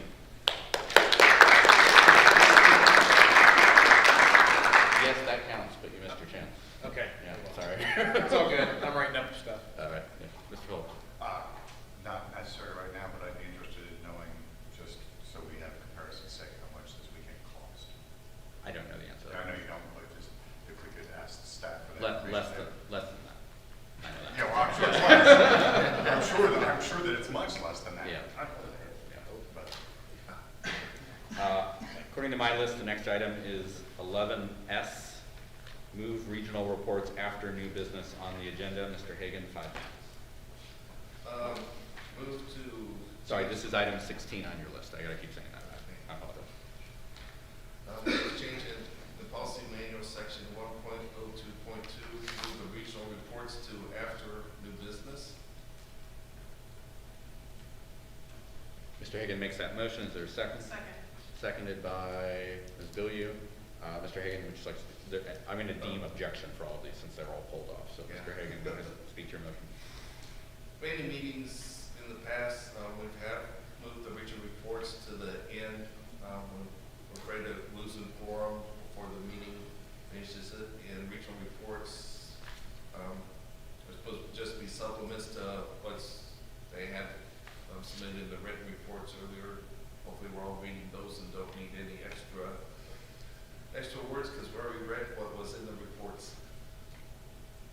Thank you, Mr. Hagan. Is there anyone further? Ms. Harless? I know I seem like just the biggest pain in the butt today.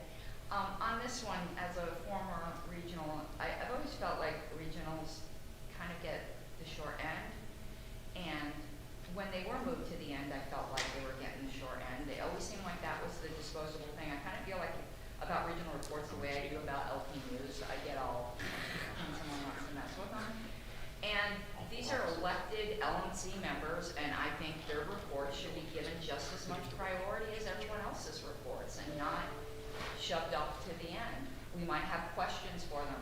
You know, I think I don't know, to me it kind of deprioritizes some duly elected members of the LNC, and I'm just not comfortable with that. Thank you, Ms. Harless. Mr. Longstreth? I agree with Ms. Harless on this. I am of the impression that moving where a regional report now is if somebody gives that report, somebody can hear it. If there are questions to clarify, they can clarify that night. If there's motions to be made, they can be made on Sunday. Similar to how we did our committee reports, theoretically, a regional representative could share a motion on behalf of the region during their report. And in our case, if we moved it to the end, as is practice at this point, it would be after our agenda time, it would have to be pushed to the email list. So I understand the concept, but I have not seen this be a problem in my now 3-ish years with this format of agenda. And if it ain't broke, why fix it? Thank you, Mr. Longstreth. Mr. Wen? And if you'll suspend for a moment, if you want to speak on this, raise your hand. I'm going to make a list here. Mr. Wen, continue. Mr. Wen? I am in agreement with Ms. Harlos and Mr. Longstreth. We're here as a body to support the states, and that's done through the regions. I believe that what we're doing is not as important as what's happening out in the affiliates. So we need to have that information before we start, pulling the levers and moving the cogs. So I think it's good where it is in the current agenda. Thank you, Mr. Wen. Ms. Adams? I'm going to jump on the agreeing with Ms. Harlow's bandwagon. Number one, all of us, everyone at this table is here representing constituents. If we're going to bump something, bump staff reports to the email list. Our constituents count on us to be here, and quite frankly, I'm tired of regionals being little brothered and backburnered and treated as less than at-larges or officers. We are here representing direct constituencies of members who are watching our every move on this live stream right now and interacting with us from this table. If you're going to bump something, bump staff reports that, quite honestly, our constituents don't care about, and only the people at this table do, and leave regional reports so that our constituents have access. Thank you, Ms. Adams. Mr. Phillips? Everybody has quite eloquently made my points. I will give my time. Thank you. Mr. Mullen?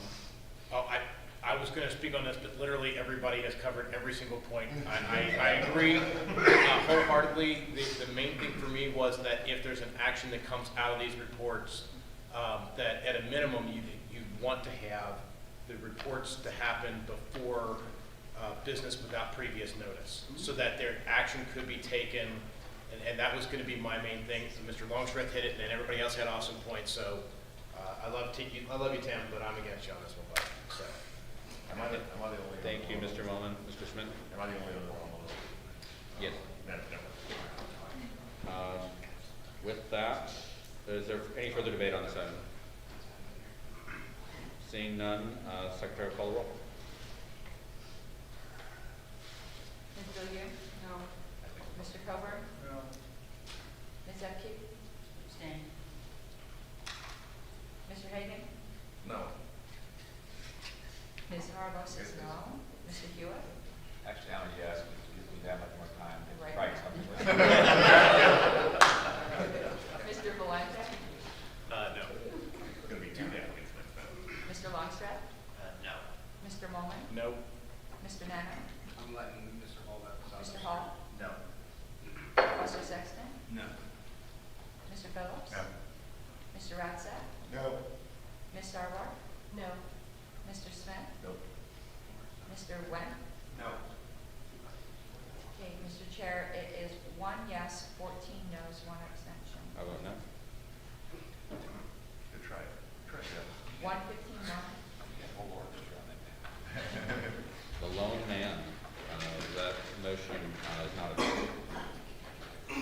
my list, the next item is 11X, which is not on Mr. Hagan's list.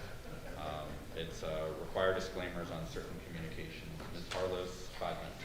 Okay, if you just let me clear this ballot 1 second, because I know we're gonna get to that, and I don't want you all to wait for that halfway through. Okay. Let me find it on here so I can look at the actual language. Okay, I'm gonna move it, and then if there's a second, I'll speak to it. It's to add a new section 5 to policy manual 2.06 party communications. To be worded, appropriate disclaimers should be included with any material in which others are advocating items which are not in compliance with the party platform or statement principles. Second sentence, in items in which interim measures are the focus, a statement setting forth the ultimate libertarian position consistent with the world set free in our lifetime should be included whenever feasible. Ms. Harlow makes that motion. Is there a second? Second. Seconded by Mr. Smith. Ms. Harlow, go to speak to your motion.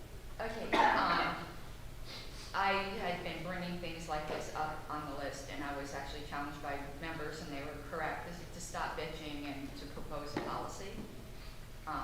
You know, unless I just liked bitching, which probably was also true. But, so I did, I took that to heart, they were absolutely correct. The first sentence is already kind of our policy, but I'd like to see it in writing. On the APRC, quite frequently, there'll be a great piece with 1 or 2 problematic sentences in it that really can't be struck, and we've in the past just put a disclaimer. I wouldn't like to see us completely throw out otherwise good material, because not everyone's going to agree with us on everything. But the second item is what really has been bothering me lately, is interim measures we're going to have to propose, because we're not all or nothing. You're not going to get from here to there in one leap. But part of our advocacy should also be educating people as to what our actual ultimate position is. So there were those 2 pieces that went out about marijuana legalization, which is great. But I have to tell you, that's a pretty safe thing today. Even the Republicans are advocating that, and we're putting that out. We're not showing where we're different or why we advocate that. And if we had even just 1 sentence in there that stated that not only do we favor that, we favor the legalization of all drugs. That's our platform. The same thing with school vouchers. We were Republican 2.0 with that. And I'm not saying it's a bad thing. I think that's a great interim step. But we need to put in there our ultimate position to move the Overton window, to educate voters as to where we are and to show how we're different. So that's what the second sentence is about. So that's all I have to say at that point. I have yielded the gavel to Mr. Molman. All right. Is there anyone who would like to speak against this motion? Let's do the ABs. Mr. Bishop-Hedgeman. I have a substitute. I move to strike the motion and instead substitute opinion pieces in LP News shall be designated as such. I think that's the real underlying problem here. We have no problem doing that in LP News. As worded, the proposal is very broad. It applies to every party communication, not just LP News, every postcard, every brochure, every letter given to an individual donor. I'd also say that some of the language used in the proposal is in the eye of the beholder. I think 2 well-meaning principled libertarians can read this language and come to different conclusions about what it's supposed to mean. I'm happy to work with interested members to come up with something more targeted, but I think this will not have the effect that the movers think it will. So once again, my motion is to substitute with opinion pieces in LP News shall be designated as such, and I'll give the language to the Secretary. Thank you. Thank you, Mr. Molman. All right. So there's been a motion made. Ms. Epke seconds, okay. So we're now creating a speaker queue for the amendment, just to make sure we're all on task here. And just because he's directly in front of me, I saw Mr. Smith, so I'm going to go with him first. I want to speak against the amendment. Yesterday we went around the room upset with the state affiliate messaging. Everyone in this room was really pretty upset about it. It's nothing we can do about a state affiliate, but we can control our own messaging from national, and we should make it clear, very clear, not just that it's opinion piece, but what our position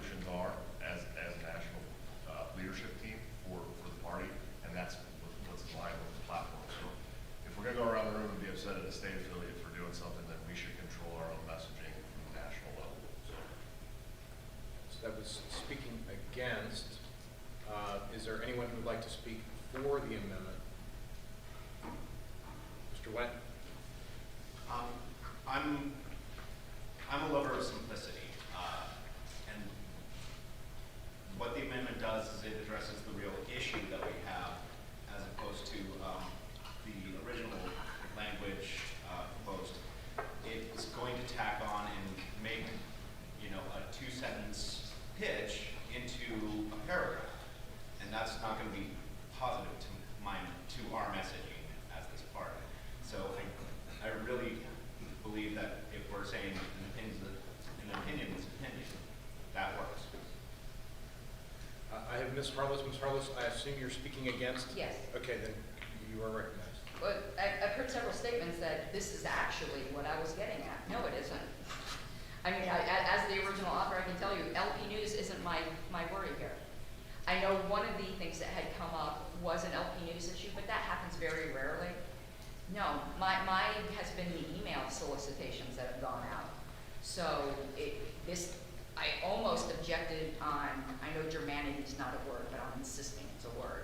Because this to me deals with something really not what I'm targeting. And the whole idea of wherever feasible, if you're sending out a 2-sentence pitch, it's not feasible to add another 2 sentences. You defeated the whole purpose of a short thing. This is intended to be reasonable. That's why I put in some of that weasel language. And you want to know, almost everything we do is going to be a bit subjective. But I think when you say ultimate position consistent with a world set free in our lifetimes, I don't think quoting the platform is all that unclear. And the 2 examples I just gave were issues where we could have just quoted the platform. Our platform position on drug legalization and our platform position on separation of state and education. So I don't think it's all that complicated. I really don't. If we have trouble doing that, we need to do some serious introspection. I saw Ms. Adams. I was informed Mr. Henchman also had his hand up, and I see Mr. Longstreth. That was against. Are any of these, Ms. Adams, are you for or against? Both. Okay. I will note that there are 8 seconds left. I will recognize you, and then someone could make a motion to extend it if we need. Okay, so look, I appreciate, respect, and support where I feel Mrs. Harless is going. I also am hearing what our chair is saying, and he's not wrong. When we're saying wherever feasible, I mean, he's not entirely wrong. When Joe's saying we're going to have to put this on everything we send out, that's not what this says. This says wherever feasible. My question is, who decides where it's feasible and what is feasible, and who determines what that verbiage is? Yeah, maybe if we're going to do something like this, we say that we have to quote the relevant platform blank in relationship to anything that's going out. I can see that. That clarifies a lot of questions. But this, either way that we go on this, either with Mr. Bishop Henchman's amendment or Ms. Harless's original motion, it leaves a whole lot up in the air. It leaves a whole lot that's subjective, and we're going to end up back at this table fighting with each other over who did what and why it was wrong. And I love the idea and the principle of where we're wanting to go with both of these, but I don't think either of these options works for us realistically. Time has expired on this item. Without a motion to extend time, we're going to go Is there to... people who wish to speak, Mr.? I still have Mr. Bishop Henchman, Mr. Longstreth, and I believe Ms. Bilyeu in the queue. Then I move to extend time by 5 minutes. There's been a motion to extend time by 5 minutes by Mr. Phillips. Is there a second? Second? Second by Ms. Harless. Let's just do a show of hands. Those in favor of extending time by 5 minutes, raise your hand. 6, 7, 8, 9, 10. My math says that I can ask for those opposed, but the yeas are going to have it. But I'll ask anyway. Those opposed? 1,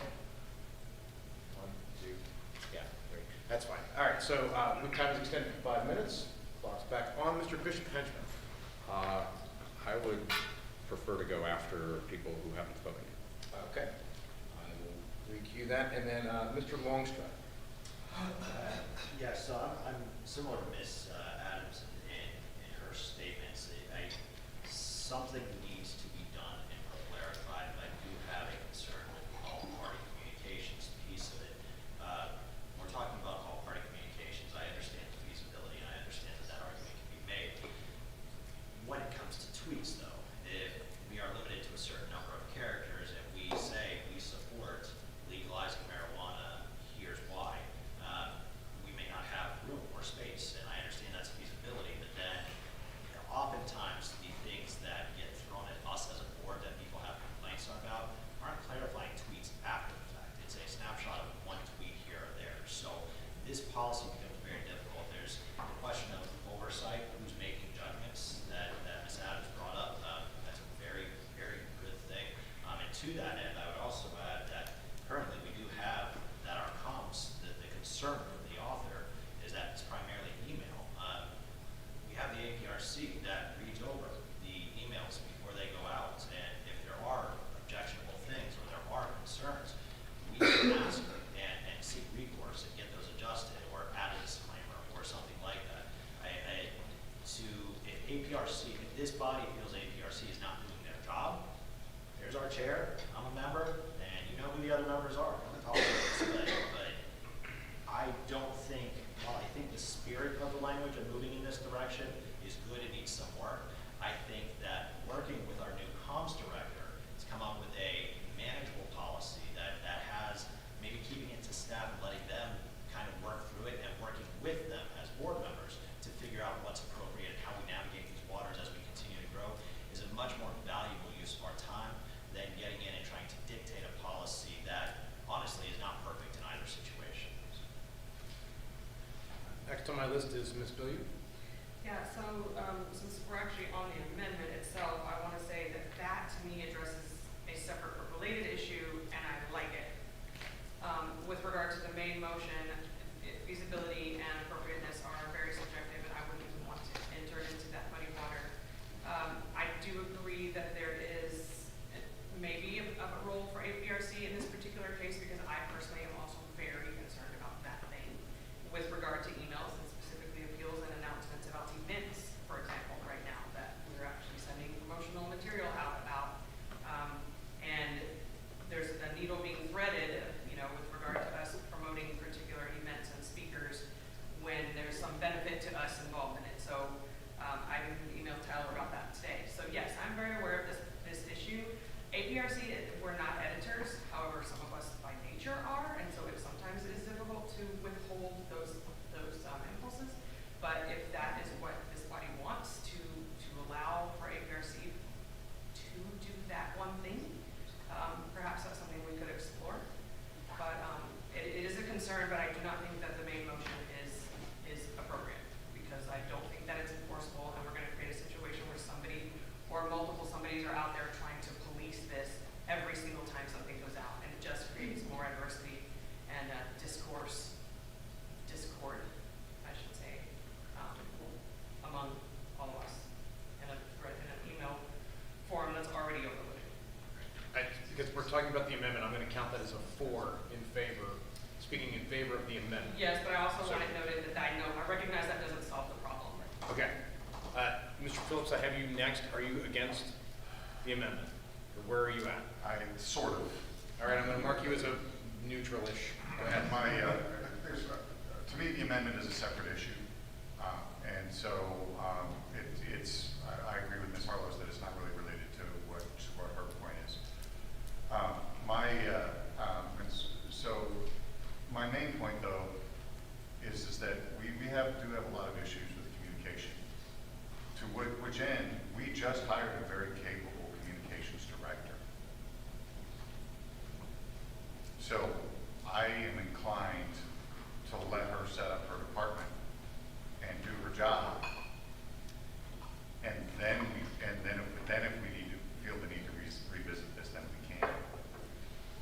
Thank you. Mr. Harris, there's 8 seconds left on the clock. There's no objection to hearing from Mr. Harris, since he has to do it. I think, Mr. Phillips, because you said quite elegantly what I was going to ask this body to consider, a considerable effort has been made to prioritize hiring a communications director. We've got incredible, capable staff in this regard, and I would ask that you consider giving us time time to develop that strategy before codifying something that would so directly impact it. With that time has expired, the only two people left in the queue have already spoken, Mr. Bishop-Hensman and Ms. Harlos. I would like to move to postpone. Okay, there's been a motion to postpone this amendment or the whole thing? The whole thing, because one adheres to the other. To a time certain? Or- Yeah, to our next in-person meeting. Second. Okay, there's a motion to postpone to the next meeting and a second by Mr. Phillips. I think that's not debatable. That's just a thing, right? Yeah. So You can debate the time at which it's postponed to, but you cannot debate the postponement itself. okay.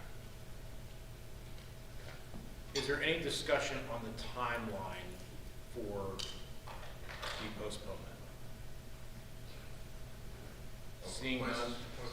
Yes. Was that the next in-person meeting or the next? In-person. Next in-person meeting. So, all right. Not seeing anybody wanting to discuss that, so then I believe we just go to a vote. And would that be considered substantive? Roll call. Okay, there's been a call for a roll call, so there we go. Ms.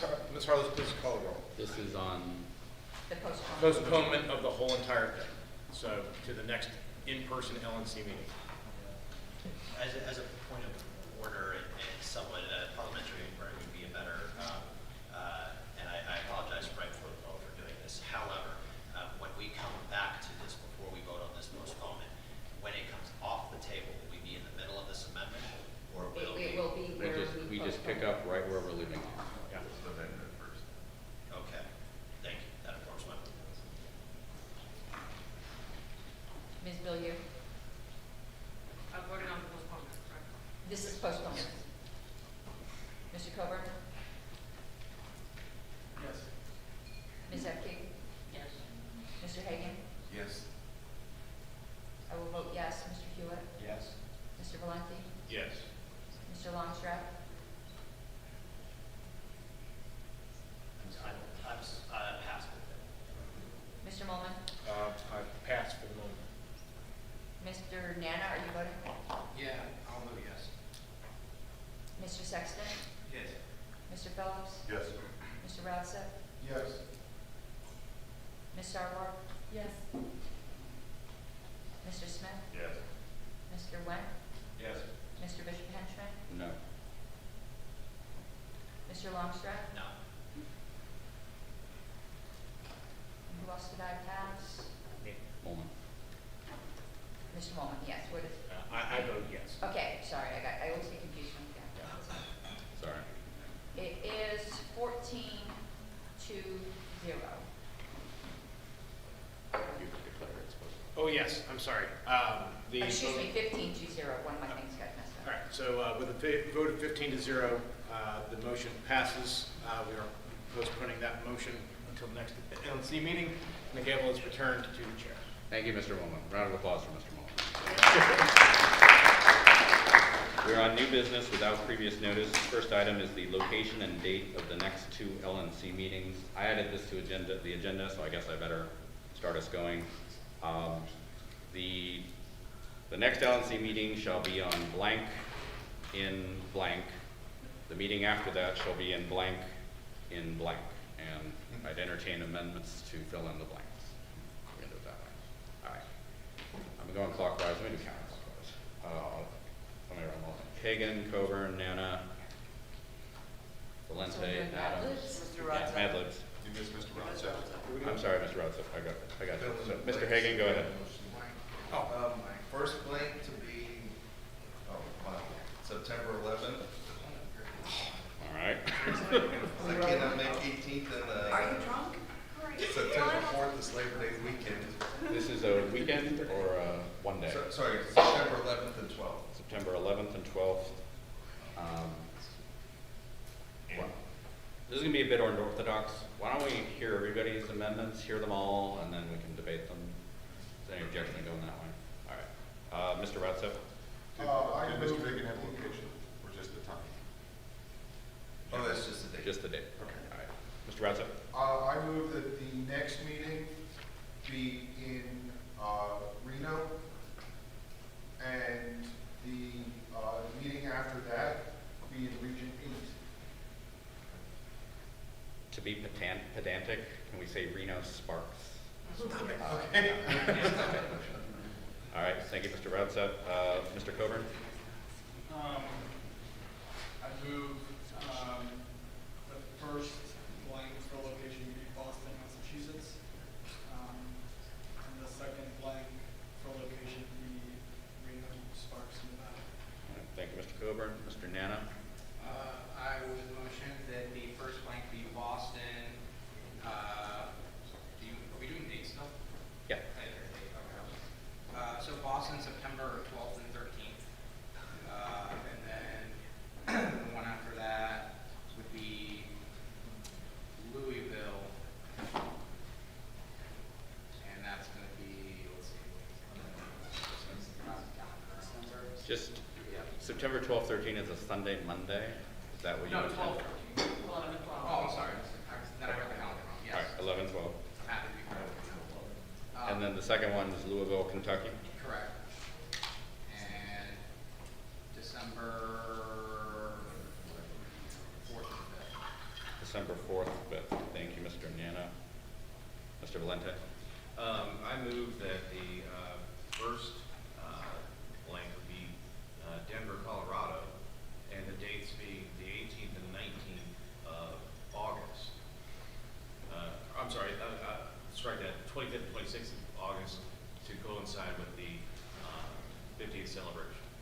Thank you, Mr. And then Valente. the second order would be Atlanta, Georgia, and I don't have a date for that. So. All right, thank you. Ms. Adams? I would move that the first meeting be September 4th and 5th in Reno, largely because we have a convention to pull off, and over half of this LNC has not seen the space. And over half. If I could hold debate until, just give your options. And then the second meeting to be in Boston at a time that works well for that region.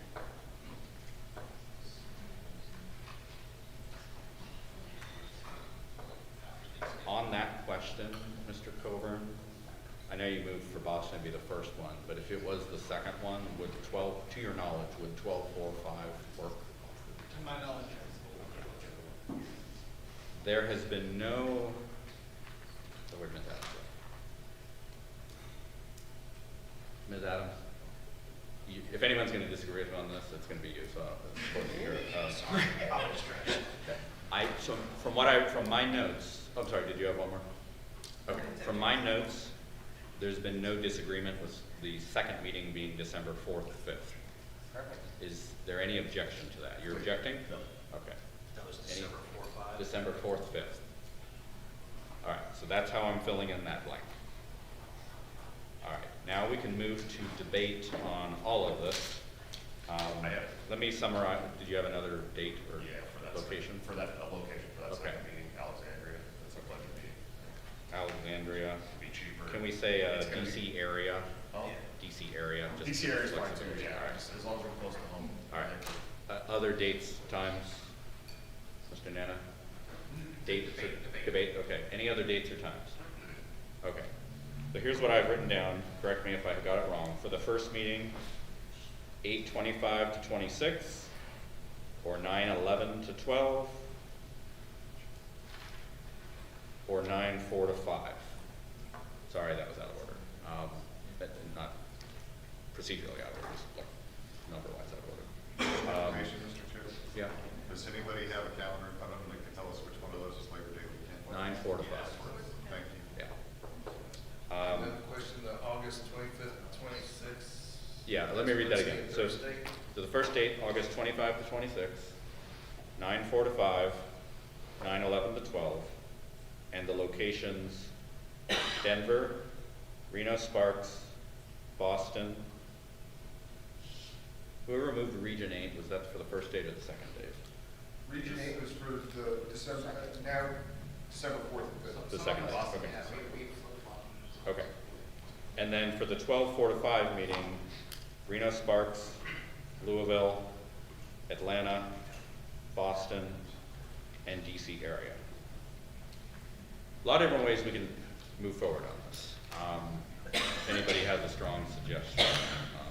Sure. Lots of strong suggestions. Well, I have a question. arbitrary wise. Why don't you tell us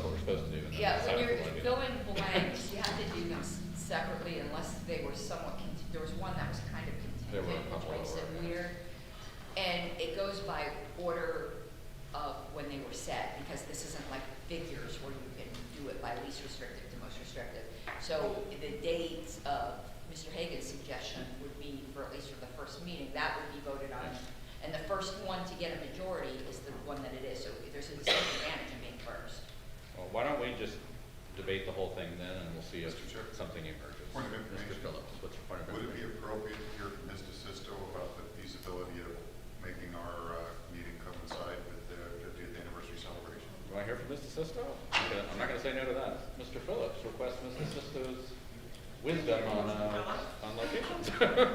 I don't think that we should do a meet and greet, if that is the case. I think we're gonna have the celebration and that would be enough of the meet and greet. And I think it would be too cumbersome to ask people to come to both of those events that we're charging for. I don't see a problem if this body decides to move to a Wednesday, Thursday meeting. However, I don't know how much I'm gonna be able to participate because I'm gonna be working in trying to make the event possible. So I don't object to it. And I also just want to address what Ms. Adams said regarding Boston. I know that there was discussion regarding the Association of Libertarian Educators events possibly happening in Boston. However, that donation has not been secured for that event, so it will probably be pushed out a little bit further. Unclear, but the donor is very, it has not come through yet. And so I'm working pretty hard to secure that donation before we plan on that event. So, thank you. I'd love to have it in Boston. Let me tell you, things would go a lot easier for me. But I think if we're not having the Association of Libertarian Educators event there yet, we may want to postpone that meeting till that event is locked in. Thank you, Mr. Sisto. Questions on, or comments or statements on procedure, and then we're gonna go to debate on everything, so. Well, I didn't know, Mr. Phillips, I'm kind of working on this whole thing with Mr. Sisto. Oh, I did not know that. You're not gonna have a secretary if you do this then, just telling you, because I have to do exhibits and all kinds of crap. No, please. All right, any other comments on procedure on how we go? What I propose is that we'll just debate it all, and then we'll see how the motion gets perfected. Procedure or debate? Well, procedure, Mr. I Levin. would say that I'd rather us do this as an open vote to decide where the times and locations, rather than. That's in order if you want to make that as a motion. Yeah, I move that we do an open vote for this. Okay, Mr. Molman usually asks this, which is approval, ranked choice, winner take all. There are a lot of options here, which is why I think it's relevant. Ranked choice. I'm a ranked choice. All right. Well, okay, for one thing, just FYI, open vote's not free, so we tend to reserve it for things that we can't do gracefully in a meeting. Are you objecting? I'm not objecting, I'm just saying, it's not terribly expensive, but, Like $10. no, it'll be about 40. I'm objecting. All right, Mr. Valente has moved that we do this by OPA vote using ranked choice voting. Is there a second? Dies for lack of a second. Other comments on procedure? Then onward we go into this. Floor is now open to debate on the various options. I will make a speaker's queue. Mr. Molman, Mr. Roudset, Mr. Coburn, basically everybody, Mr. Nana, Ms. Billiou, Mr. Valente, Mr. Smith, Mr. Sexton, Ms. Adams, Mr. Went. Mr. Molman, get us started. I want to speak in favor of Denver for the first location around our meeting, whether that's immediately before or alternately immediately after, if it's more convenient. We're all going to have the travel expenses. I assume everybody or almost everybody's going to be there. We're already taking time off work. We're already taking time off of our lives. Consolidate it to get all the LNC business done and done and done. I think that, in my opinion, that's that. We absolutely have to have a meeting this year in Reno Sparks. And I said that because I wrote Sparks and I want to spank myself for that. But anyway, in Reno, because having been on the Convention Oversight Committee, it is extremely important that the logistics of the convention are figured out, that we have the COC touring the space. I know some already have, but everybody needs to go back through. It's good for them to keep talking about it. Also good for LNC members to see the space, understand what's going on. as a former COC member, I would strongly encourage that one of these two meetings has to be in Reno. I personally think that it will be better to do it at the December meeting. Well, I see Aaron shaking her, okay, I see COC members having a cow. But that just means more travel for all of us, and if that's what's necessary, then so be it. But that was my thought, was to do Denver and then Reno, but I see the COC people are saying no, so whatever. If that's the case, then I don't know. I mean, we're in Denver that week. Maybe we can do Reno immediately afterwards, so people that are traveling out that way can just stay out that way for a couple of days. I don't know. That's the other option I would have. I'm just trying to minimize the burden on us at the same time getting the business done. So whatever that turns out to be, cool. I'm done. Thank you, Mr. Ballman. Mr. Hagan, and then Mr. Routset. Mr. Hagan. I'm sorry. Yeah, just have another commitment on the first Saturdays of every month, so I'd rather not have it be the first Saturday of September and the first Saturday of December, so I'm just arguing against Labor Day weekend. Thank you, Mr. Hagan. I have Mr. Routset and then Mr. Coburn. So, I am proposing September 11th and 12th in Reno. The reason for it is because we are already meeting in Colorado. That is a fundraising and an amazing opportunity and a time to celebrate this party. We've seen with this weekend alone, we have raised additional funds for this party. And by having the LNC meeting at the same time as such a spectacular event that is going to be a fundraising boom, are we going to make that well deeper for the party?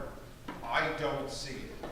So if we hold another event, which can be used as a fundraiser for this party, and gives us the boots on the ground experience in Reno, which is absolutely vital for this party and for this LNC to understand the upcoming convention, it is vital that we do that in September. Traveling to Reno in December is going to be prohibitively more expensive and more difficult because Reno is, the Reno airport is a... The Reno Tahoe Airport. The Tahoe Airport, yes, sorry. The Tahoe Airport does cut back flights in December, and weather can be prohibitive. So it can be making travel and connection more difficult into the Tahoe area. I am proposing, or I'm supporting December 4th and 5th in Boston because it has been a very long time since we've been in Boston. And as Mr. Coburn has expressed privately, and I'm sure he's going to express now, the rates in Boston have never been better, and this may be one of our few opportunities to achieve that. So I don't want to take the wind out of his sails, but I guess I already did. So that is what I am proposing, that is what I am pushing for, and I hope everyone sees my points as valid and will agree with me. Thank you very much. Thank you, Mr. Routset. I have Mr. Coburn and then Mr. Nana. Mr. Coburn. Thank you. I appreciate other members recognizing the need to have a meeting in Region 8. It's been over 25 years since that's happened, which I think is something we desperately need to change.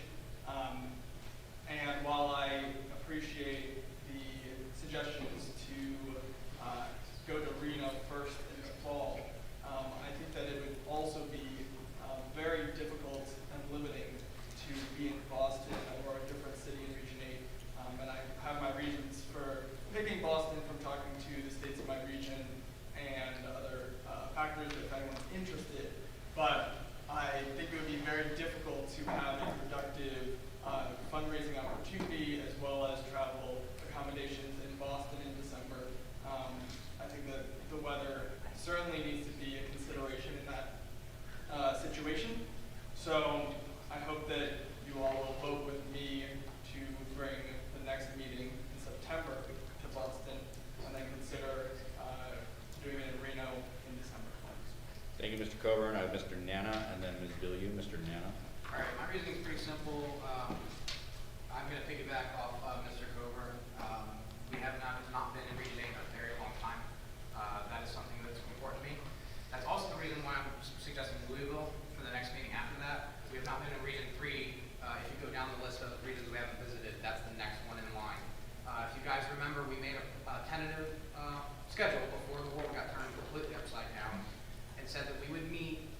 tried to meet in all the regions, all around the country.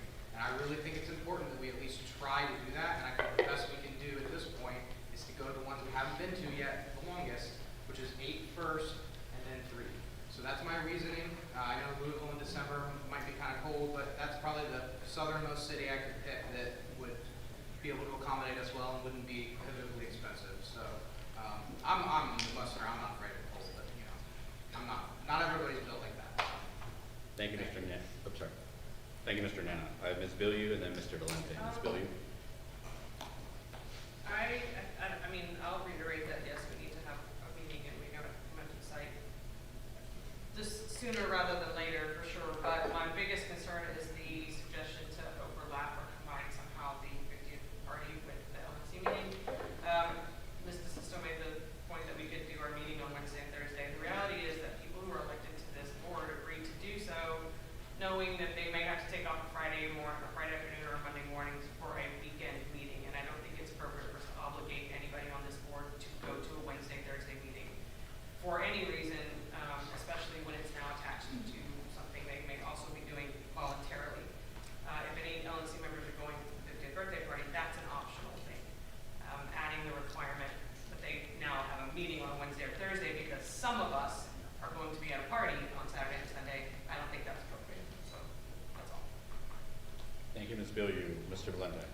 Yeah, my idea to do the combine with Denver was basically just to save us some time and expense because we, you know, you're for us on the East Coast, it's 2 cross-country trips in 2 weeks if we do it the 4th and 5th. You know, if we do Reno, I would rather it be, you know, it wasn't moved, but I'd rather do it later in September to allow us to have some kind of buffer between, you know, those 2 cross-country trips. For December, I love Boston. You know, we could do Boston in September. You know, I'm down with that. December might be a little dicey with weather. That's the only thing. That's the reason why I chose Atlanta was because it's a warmer weather city. Outside the odd ice storm every once in a while. You know, that shouldn't have issues going there. But you know, I'm amenable to most of the cities mentioned in December, and I'd rather have, if we're going to do Boston, I'd rather do Boston in September. Thank you, Mr. Valente. I have Mr. Smith and then Mr. Sexton. Mr. Smith. Yeah, I just want to speak on in favor of 2 locations. Our next meeting, I would like to see it in Reno.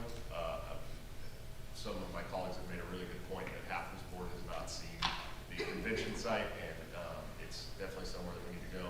The weather will be a little hot in August in Reno, but you guys will survive. And then our budget meeting is the following meeting, and I think if we're going to go somewhere cold, we should do it in the DC area, you know, somewhere close to headquarters, stuff like that. I would, if you guys would pick DC for that meeting, I would personally make the motion to, not now, but to have Boston for our March meeting when it's a little bit warmer. It's in order for you to, if you want to rope March into these discussions. No, you can. no. Okay. We got 2 more meetings to figure that out. All right. Mr. Sexton and then Ms. Adams.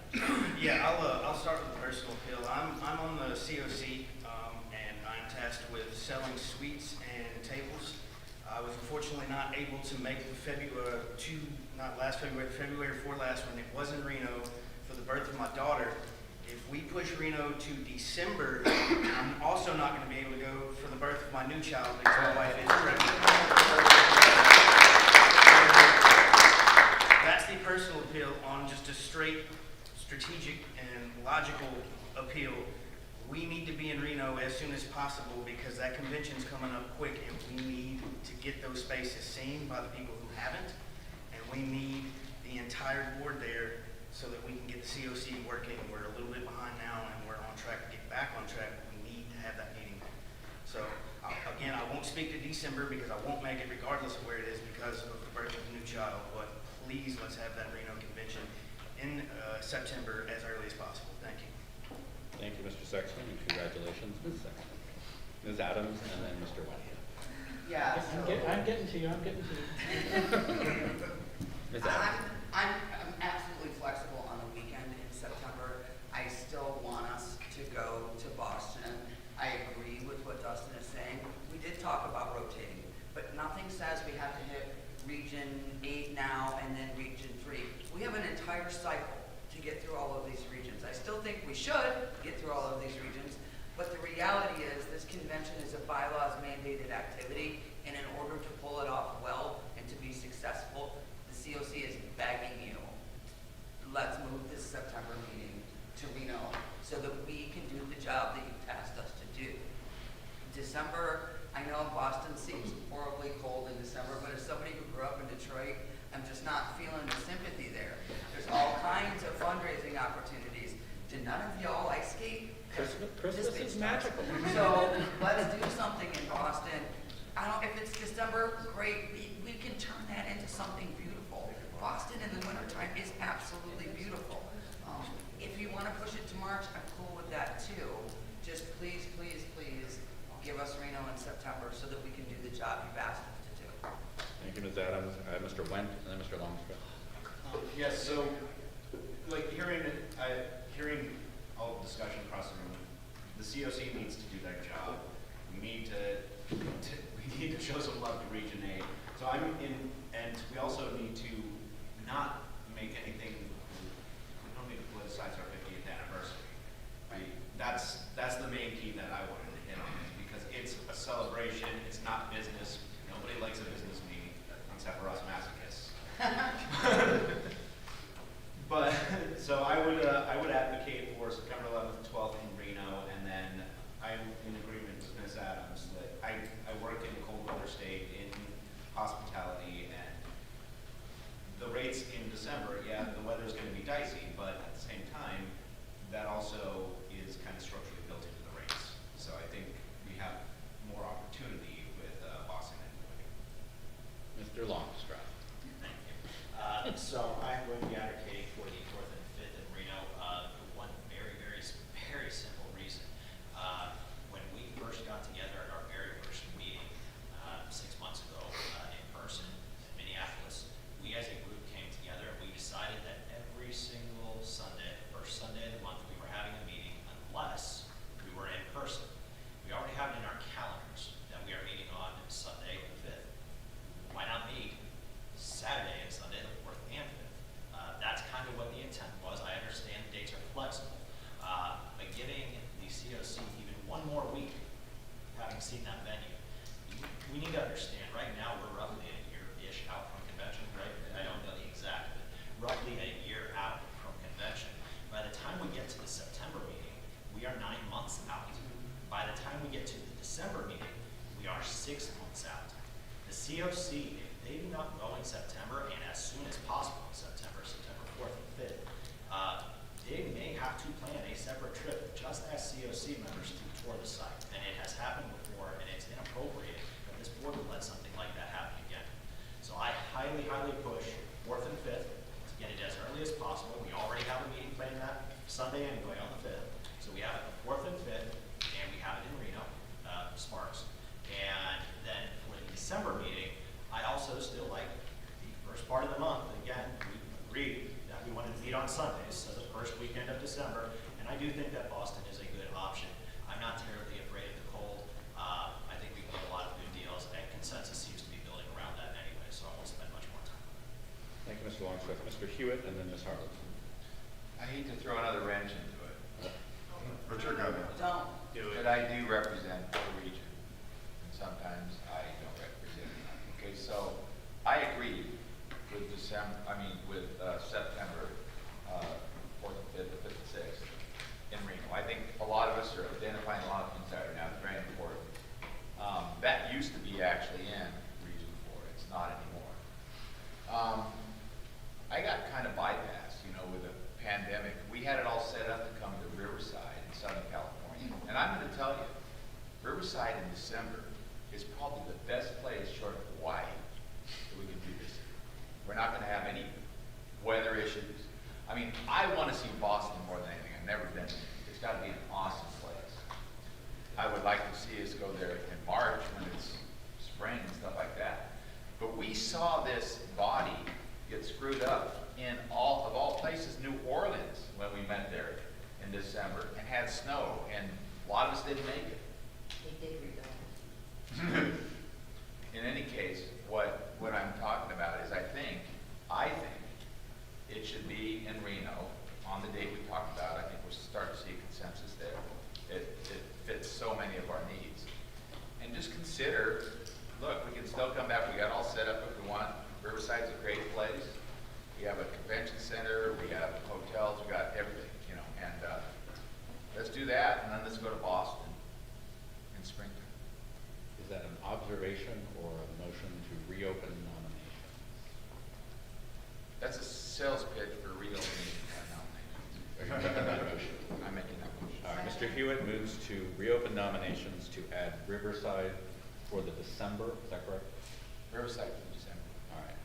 Is there objection to doing that, to reopening nominations to add that? Without objection. Mr. Hewitt, did you have anything further? No, I said all. I remember you said that. Ms. Harlow. Okay, yeah, I do think there's consensus coming around for those September 11th and 12th in Reno Sparks. The convention committee's got to do a job, and I think our job here is to kind of support the convention committee on that. We do have to have a meeting there, and if they're saying that isn't good later on, then I think we should defer to them. And I'm fine with Boston or Riverside in December, but whether for Denver or around that event, I think all the arguments that have been made against it are valid. To have it either before or after, you're not going to have a secretary. So, Mr. Valente, if you would like to be secretary pro tem for that meeting, because I'm already having to take time off before, and then you'd be asking me to be taking over a week off. And I don't have a job right now, so I'll be starting a new job asking for that. I'll probably wouldn't have a job again, so yeah, I hope not. Thank you, Ms. Carlos. Anybody who's not yet, we'll do a second round. Does anybody not spoken yet who would like to speak? You, I know there with it. Did you? Okay. I'm not spoken. I'm sorry, Mr. Phillips. Mr. Phillips. Obviously, everybody's made great cases for Reno. I saw some faces made around the table when Labor Day weekend was mentioned. Labor Day weekend is a great day for those of us who work 5 days a week, 6 days a week, 7 days a week, because we're already getting one of those days off to ease our travel pains. Yeah, the holiday weekend does cost a little bit more, but that little bit more cost of my plane ticket is a lot less than I lose in business by taking an extra day off. So I would prefer that weekend. Mr. Ferrero. I'm going to speak against my region rep and say, please do not vote for Riverside in December. Mr. Hewitt and myself will be very busy with Mr. Hoover appointing people to the state of California as the new governors with responsibility.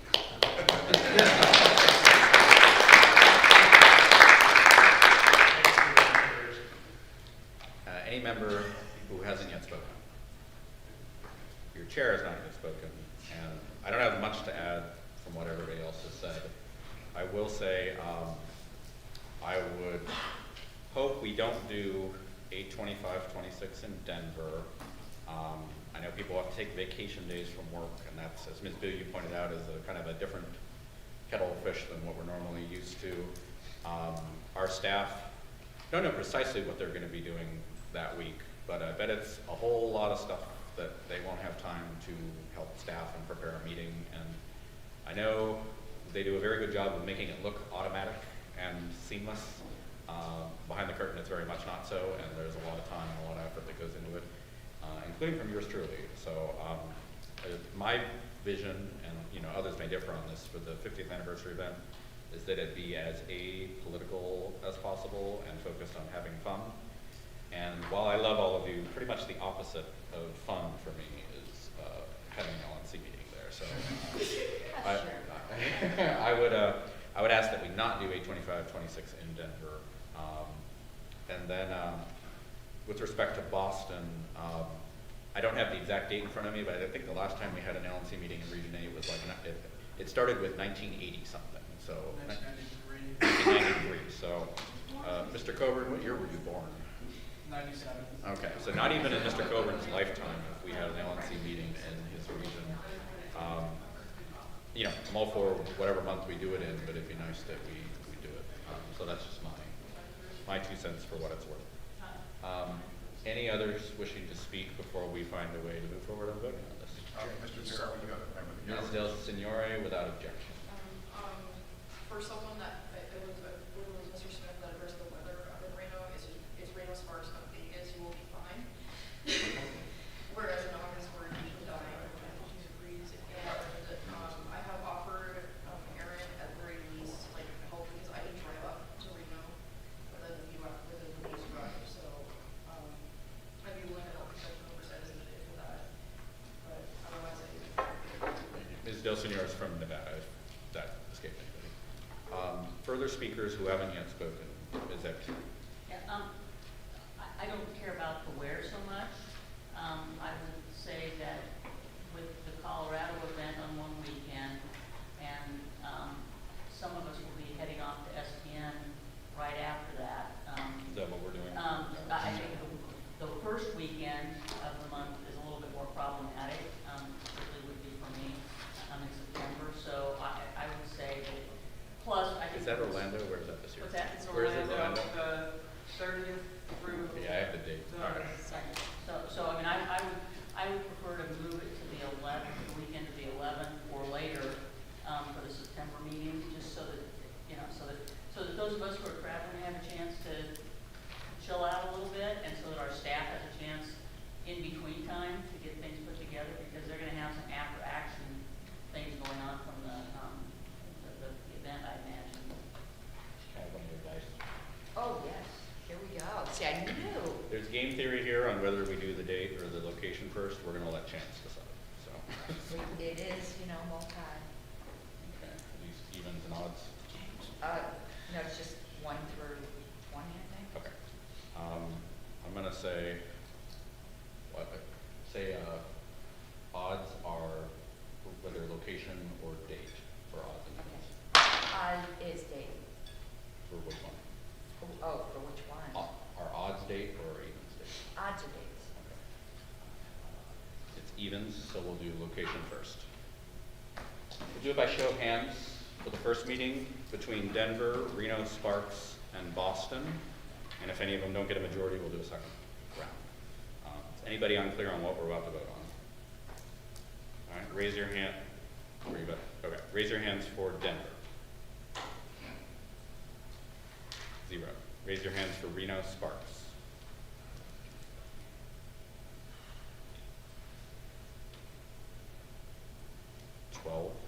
Raise your hands for Boston. 4. Reno Sparks is how we're going in that blank. The next one will be the date. So 8/25/26, which is mainly was chosen for the Denver thing, I think. So that's a Wednesday, Thursday. You may have actually said this and I missed it, but are we only allowed to vote for one? Is that what you're having us do? I think that's I think that's what everybody did. That's the idea, but- yeah. Okay. All right. But that's a good clarification. Yeah. 9, 4 to 5, which has been mentioned a couple times, is Labor Day, and then 9, 11, and 12, which of course everybody knows those dates. So that's a fun choice. Everybody clear what we're about to vote on. All right. 8/25/26, raise your hand. 0. 9, 4, 5, raise your hand. 1, 2, 3, 4, 5, 6, 7, 8. 9, 11, 12, raise your hand. 1, 2, 3, 4, 5, 6, 6. The chair will vote with 9, 4, 5 to give it the majority that it needs to be selected. For the second meeting, which is 12, 4, 5, we already selected that. The choices were Reno Sparks, Louisville, Atlanta, Boston, DC area, and Riverside. Mr. Chair, could we not eliminate Reno Sparks since we already selected it? Just don't vote for it. Yeah. Will you say them again, Yeah. please? Reno Sparks, Louisville, Atlanta, Boston, DC area, Riverside. Mr. Chair. Mr. Moore. Because of the AB nature of all of this, I have a point of inquiry. What's your point of view? There seem to be like a very strong consensus for if Boston were not chosen for one of these two dates, that Boston would be chosen for March. What you would want to do is move to dispense with the vote and adopt Boston by acclamation, if that's what you think. That sounds like the motion I'm making. All right, Mr. Molman moves to adopt Boston by acclamation. Is there objection? For March. Sorry. March meeting. This is For the March meeting, that's what I'm saying, yes. Sorry, that's, there seemed to be very, what All I right, heard if was. that's what you think the room is, let's see. Mr. Molman moves to adopt for the March meeting. Yes. It's out of order. It's out of the scope of the motion as written. Okay. All right. All right. We're picking the December location. All right, that's fine. Everybody ready to vote on this? All right, Reno Sparks, raise your hand. 0. Louisville, raise your hand. I have to vote for my home state. Oh, 3. Atlanta, raise your hand. 1. Don't confuse me, Mr. Requirement. Boston. 1, 2, 3, 4, 5, 6, now I find 7. DC area. 1, 2. Riverside. 1, 2. So the result on that I have is Louisville 3, Atlanta 1, Boston 7, DC area 2, Riverside 2. Mr. Chair, move to redo the ballot and remove the two lowest vote totals. Meaning the 0 one, there or? was- Well, The 0 on the zero right. and the next lowest. 0 and the 1. Well, we could do that even faster. Atlanta, who voted for Atlanta? What's your second choice? You went out? What's your second choice? Boston. So that, there you go. Boston. I mean, that's my second All choice right. too, so. So are you moving to adopt Boston?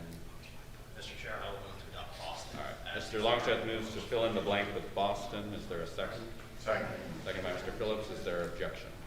The perfected motion as we have it, all put together now, is that the next meeting of the LNC will be 9/4 to 5 in Reno Sparks, and the subsequent meeting will be 12/4 to 5 in Boston, Massachusetts. Area, just in case we end up in like Cambridge or something. So that's the final perfected motion. Are there further amendments to the motion? Seeing none, Secretary call the roll. Ms. Billiard? Ms. Billiard? Yes. Mr. Coburn? Yes. Ms. Epke? Yes. Mr. Hagan? Yes. I will vote yes. Mr. Hewitt? Yes. Mr. Valenti? Yes. Mr. Longstreth? Yes. Mr. Molman, Yes. Mr. Knapp? Mr. Sexton? I'll abstain. Mr. Phillips? Yes. Mr. Radsett? Yes. Mr. Arworth? Mr. Smith? Yeah. Mr. Wen? Yes. So it is 14 to 0 to 1, So yes, 15 to 0 to 1. adopted. Next item on my list is 12E, the COC motion with respect to Mr. Woods. Is that? Question for you. Yeah, Mr. Ferber. For the meetings that we did just discuss, which are all the monthly meetings between, are we still on the first Sunday of the month? We haven't called those, Okay. so we can. We can do it on the list too. What was I saying? The motion with respect to Mr. Woods. Ms. Adams, do you mind starting us off with it then? Oh, sure. 10 minutes, So, I think. as the COC Plans Convention, one of the things that we look at are speakers for Reno and our keynote speaker. We'll be getting shortly into speakers for breakouts and seminars. At this time, the COC has voted and entered into an initial conversation with Mr. Tom Woods in order to ask him to be a breakfast speaker at the convention. Mr. Woods is agreeable. The only thing he is asking for is his package in a room. We will have comp rooms. It won't cost the party anything. Those rooms are available. He's covering travel on his own dime. That will all, he's covering all of that. He's not asking for anything unreasonable, and he's willing to speak as a private speaker. But as this is a major element of the convention, it requires an affirmative vote of this committee for us to solidify that and move forward. Sorry, pedantic parliamentary procedure thing. We need a motion and a second on this, So, and you can't move because you're yeah, not, unless you're currently holding the regional I'll move. seat, so. And I'll second. All right, Mr. Smith moves, Mr. Molman seconds. Did you have anything further? No, All right. that's it. We'll open it, I'll deem their objection since it was pulled. We'll open up for debate.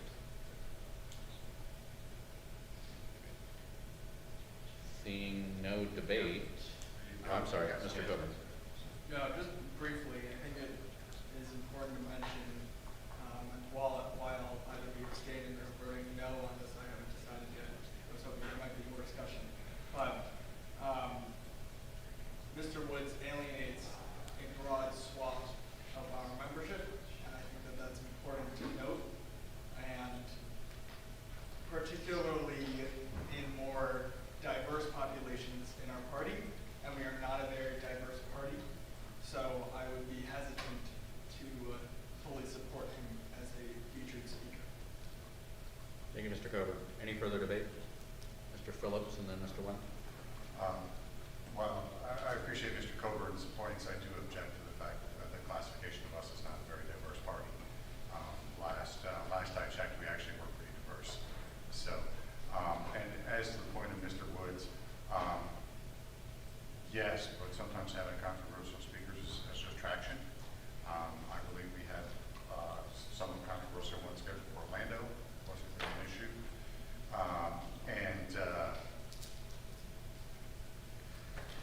To be honest, it will bring people. And there was something else I was trying to work my way around saying, but I can't figure out how to say it, so I'm not going to. Thank you, Mr. Phillips. Mr. Wendt, Mr. Smith, and Ms. Harlow.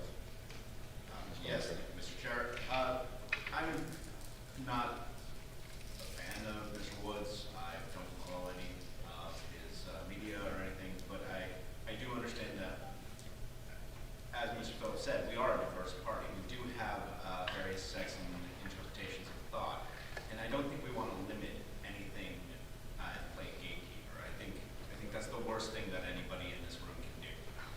So we need to foster all aspects of the party, and we need to look at being able to create that cohesion, create that coalition, and that's what we need to do as this body is learn how to build a coalition.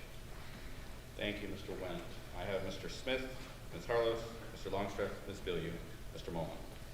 Mr. Smith. Well, I think saying that Tom Woods alienates large swaths of the party is opinion-based assertion. Tom Woods sold one of the biggest Florida conventions I've ever been to just by showing up. People love Tom Woods a lot. He's got a bigger following than the national party does, basically. So I think that's a great idea. I think it would be ridiculous for us not to have him as a breakfast speaker. He's very well versed on libertarian thought. He's a member of the party. I think shunning those types of people is just going to shut our party down. So I would speak in favor of it, and I hope you guys would as well. Thank you, Mr. Smith. Ms. Harlow. Okay. I think it's a very bad look for this body to even be considering disallowing somebody who is such a luminary in the libertarian circles. I would disagree with the opinion base, and obviously opinions are fine. You know, what I'm going to say is opinion. So, but I disagree that he quote unquote alienates large swaths of the party. I certainly haven't seen that. I've been on his show, and I can tell you, it does way more good than harm. And in my own opinion base, I think certain swaths of the party might be looking to be alienated. I had a very interesting discussion with Mr. Woods over the past 2 days about an offensive thing that went out against that community where he was appalled, where he spoke to me in private. I think a lot of the people that say a lot of things about him would be ashamed if they knew the conversation I recently had with him. He is a good man, and I do not like seeing him be you know, put down in any way, and I think it's just a bad look for us. No matter what, listen, any libertarian speaker worth having is going to be alienating some people, because that's just what libertarians do. If they're a good speaker, Justin Amash is going to alienate some people. Too bad. Honestly, too bad, because he represents a legitimate section of the party, the people that don't want to hear him speak and not go.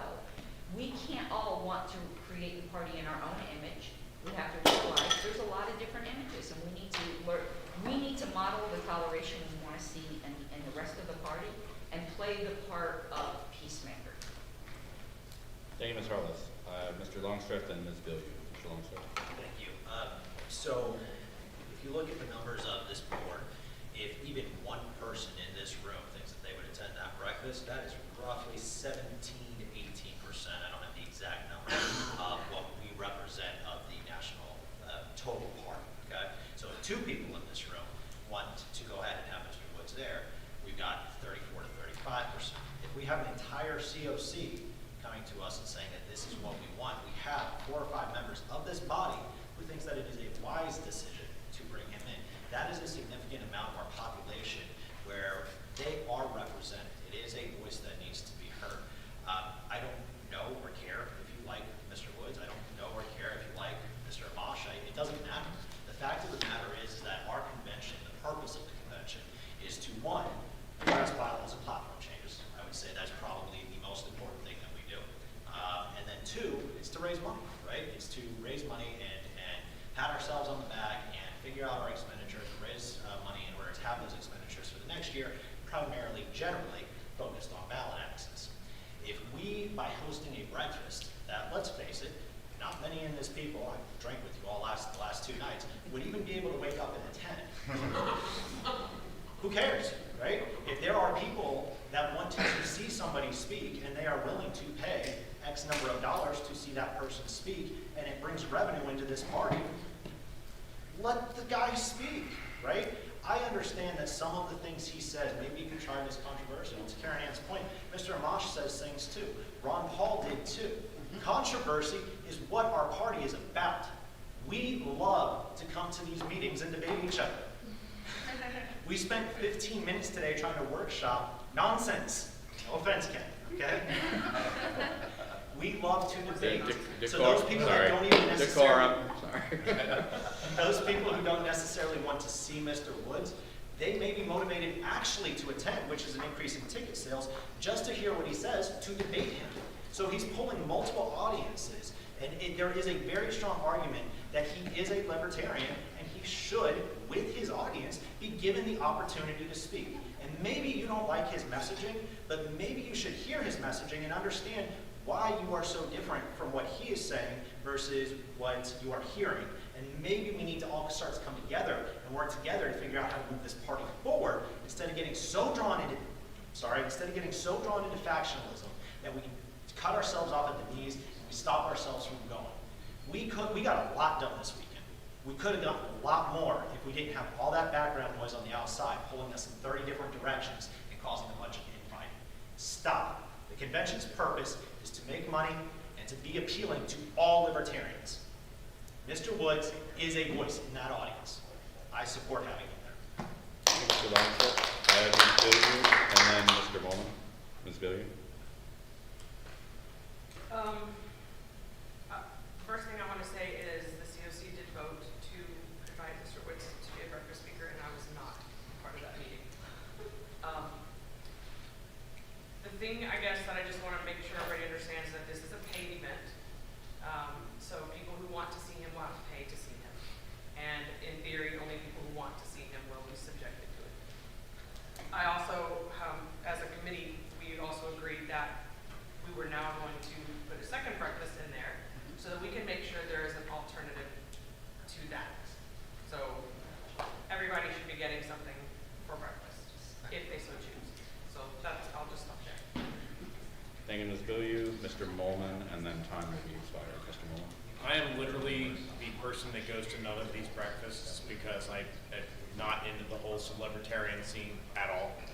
But as someone who's on the COC, as someone who obviously knows a lot of libertarians, there are a lot of people who like certain personalities.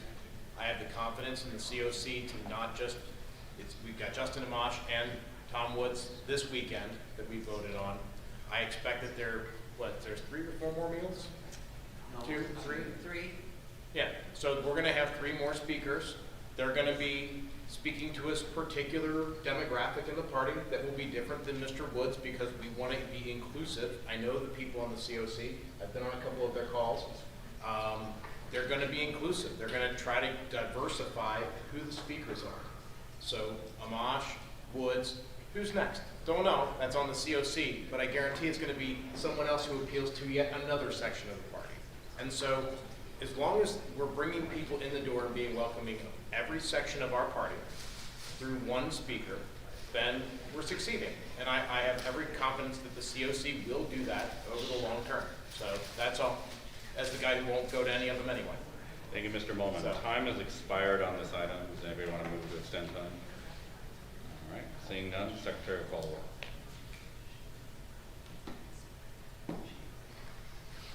Ms. Billier?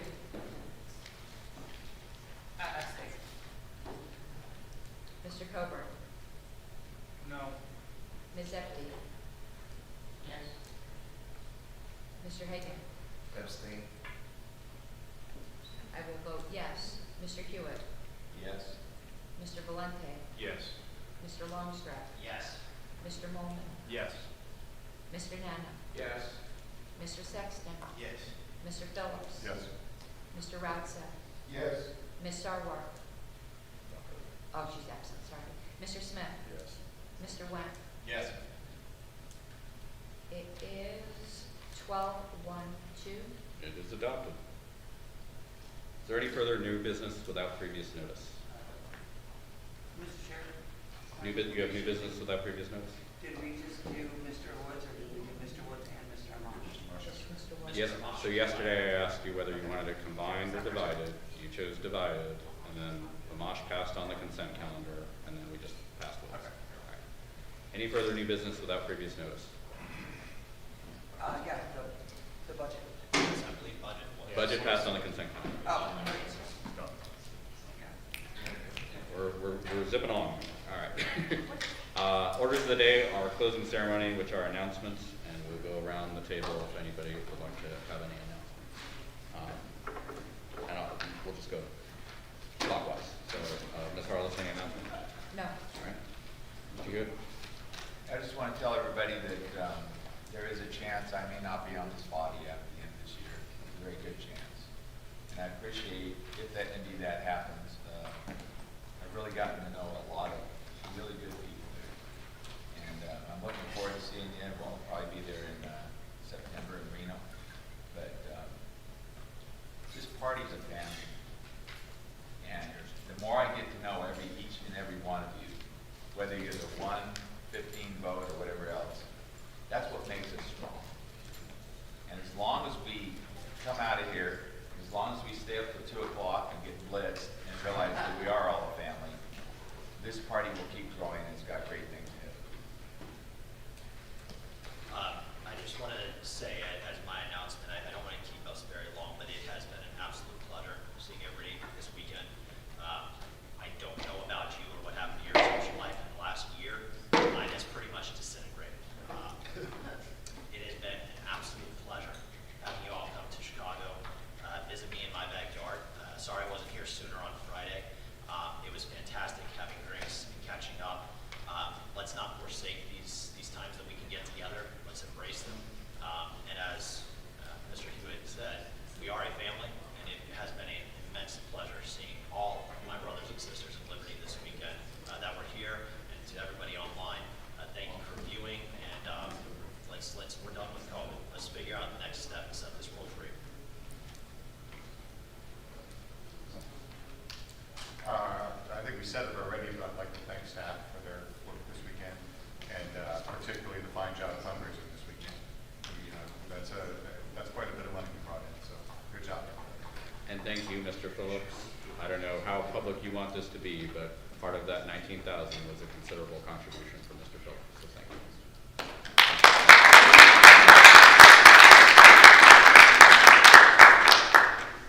Sexton? It was a great weekend. I kind of let it slip, the only personal announcement that I my personal appeal. But yeah, first time stepping through on the board as an alternate. Had a great weekend, and just would like to reiterate how well I think that consent calendar works. So hopefully that keeps going. Yes. Yeah. I know everyone's being positive, be a little negative, but since we're on the topic of Tom Woods and alienating large swaths of the party, and we had that talk about messaging earlier, I just want to make it known that there are a large swath of the party that are very upset about an email that went out recently about Freedom Fest. That does include 2 Libertarian Party member speakers, Dave Smith and Tom Woods, who were completely left off the event flyer for that. So I just wanted to make that known that there is a large swath of the party that's pretty upset about that, and they're the ones feeling pretty alienated today. So 50.lp.org. Go register for the 50th party because I want to see all your bright shining faces there. And regional training in Norfolk the last weekend of July 31st and then the first day of August. I saw that. Mr. Bonte, I thought that was lp.org/50. They both Do that as well. They It'll both take you to the same place. Oh. For those of you who really wanted to come to California, August 14th and 15th is when we're having our regional training.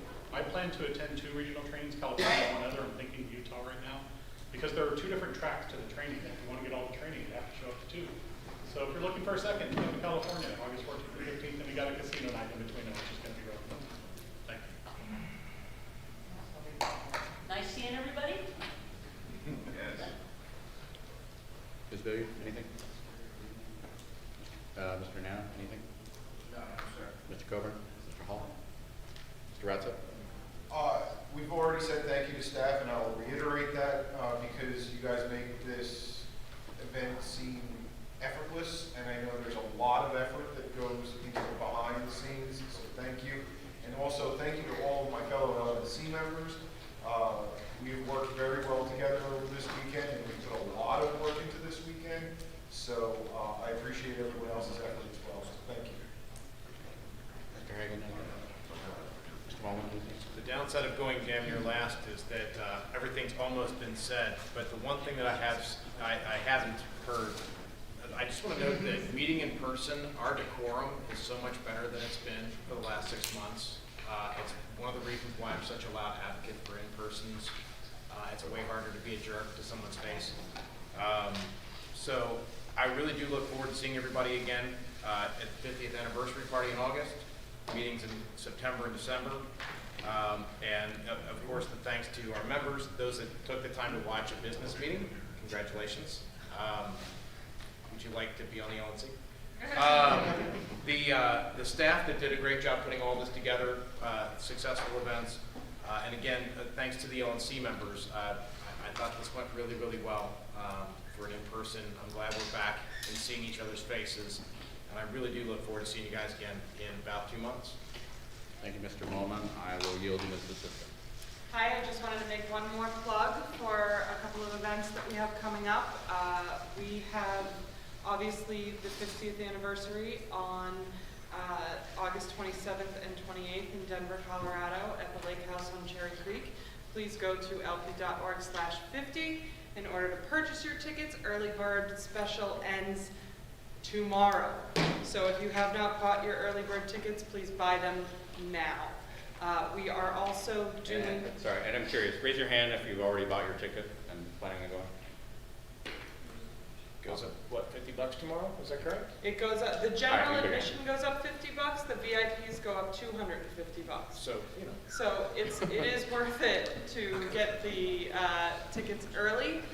I also want to mention we're going to be having a candidate support fundraiser in California on August 13th in Newport Beach. Details are going to come out in an email shortly regarding that once I swear away everything. So I want to just put that on everybody's radar. That's going to be a high dollar event. So if you plan on attending, do please plan on that being a 4-figure ticket. And then also Freedom Fest, which is close to us, the Lifetime of Liberty event will be free for lifetime members, which will be taking place in Rapid City South Dakota at Freedom Fest on July 22nd at 7 p.m. at the Cyclorama. So there are emails that have gone out regarding that. If you have not registered for that event, please do, and we look forward to hosting you. And as always, if any of these events are something that you want to help or support in various ways, the development team is always willing and looking forward to working with LNC members on all projects. So thank you very, very much for coming. I thought last night was fantastic. We raised $19,861 over the course of this weekend. And so thank you for being a part of that.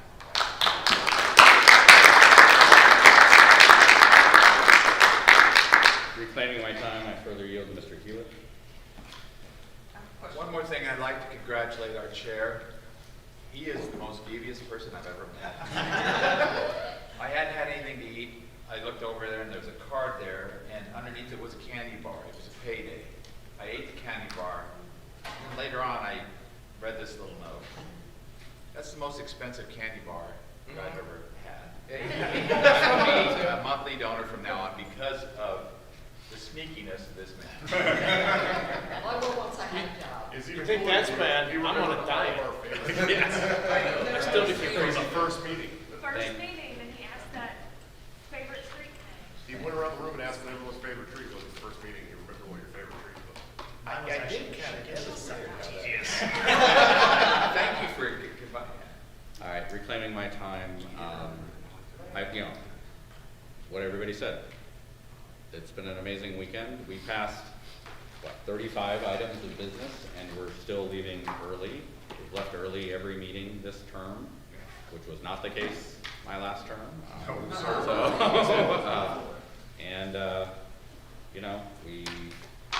These obviously, there were a lot of everybody to zero votes. They weren't all, but we leave as friends having done good stuff. Good stuff done. So thank you to everybody. Oh yeah, no, that's next. Ms. Bill, you were raising your hand again. I just want to ask, Tara, is any part of the 50th party formal?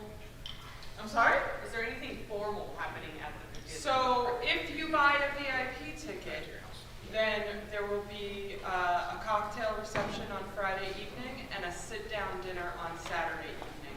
Both are cocktail attire. Okay. So not like we are on a beach, so I would recommend that if you plan on hanging out in the general admission area, that you not wear a long dress. Thank you. Thank you. Any further announcements from members? Seeing none, the next is opportunity for public comments, and the member of the gallery wishes to address the committee. Mr. Shanson. Thank you, Chairman, members of the LNC. I've had a great weekend hanging out with you guys. But I want to remind you, in California, we are up for a fight. Jeff Hewitt is running for governor under the recall election. Huh? He's gonna win. Win? Win. There you go. We've got a big opportunity there, guys. We are really up against the wall for raising money. I'm asking each and every one of you guys to personally reach out to donors that you know. People that reach into your own pockets, reach into the pockets of the person sitting next to you to help us get this campaign off the ground. So please visit Hewitt4ca.com. You can donate or volunteer there. But I'm looking to you as leaders of this organization and nationally to help us use Jeff Hewitt as a standard to move for this party forward. We're going to have a great campaign moving in California, and we need each and every one of your help. So please visit our website. Every one of you guys can get a hold of me as well. I'm happy to talk to you about what we're doing and moving forward. But I'm looking to each and every one of you to please help out. So thank you very much. Thank you, Mr. Shannon. Best of luck, Jeff. You're like a great governor. Seeing no other hands up, I'll close public comment. Is there any other business? Seeing none, the orders of the day that we stand adjourned.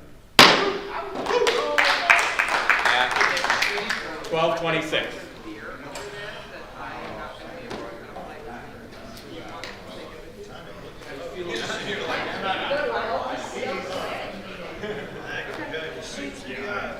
All right.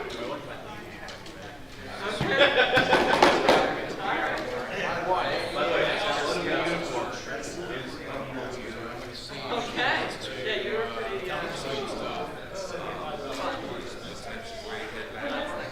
Whatever it is.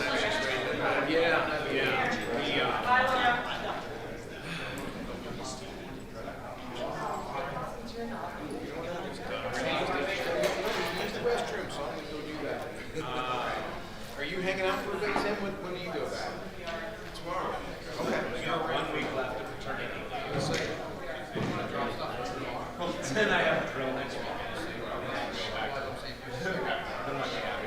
I was just gonna go use the restroom. Thank you so much for your work. Hang on though.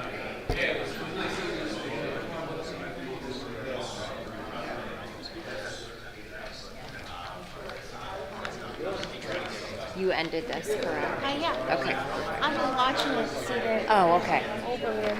Okay. And I push it stop doing that, so moving here. I need to get out of here.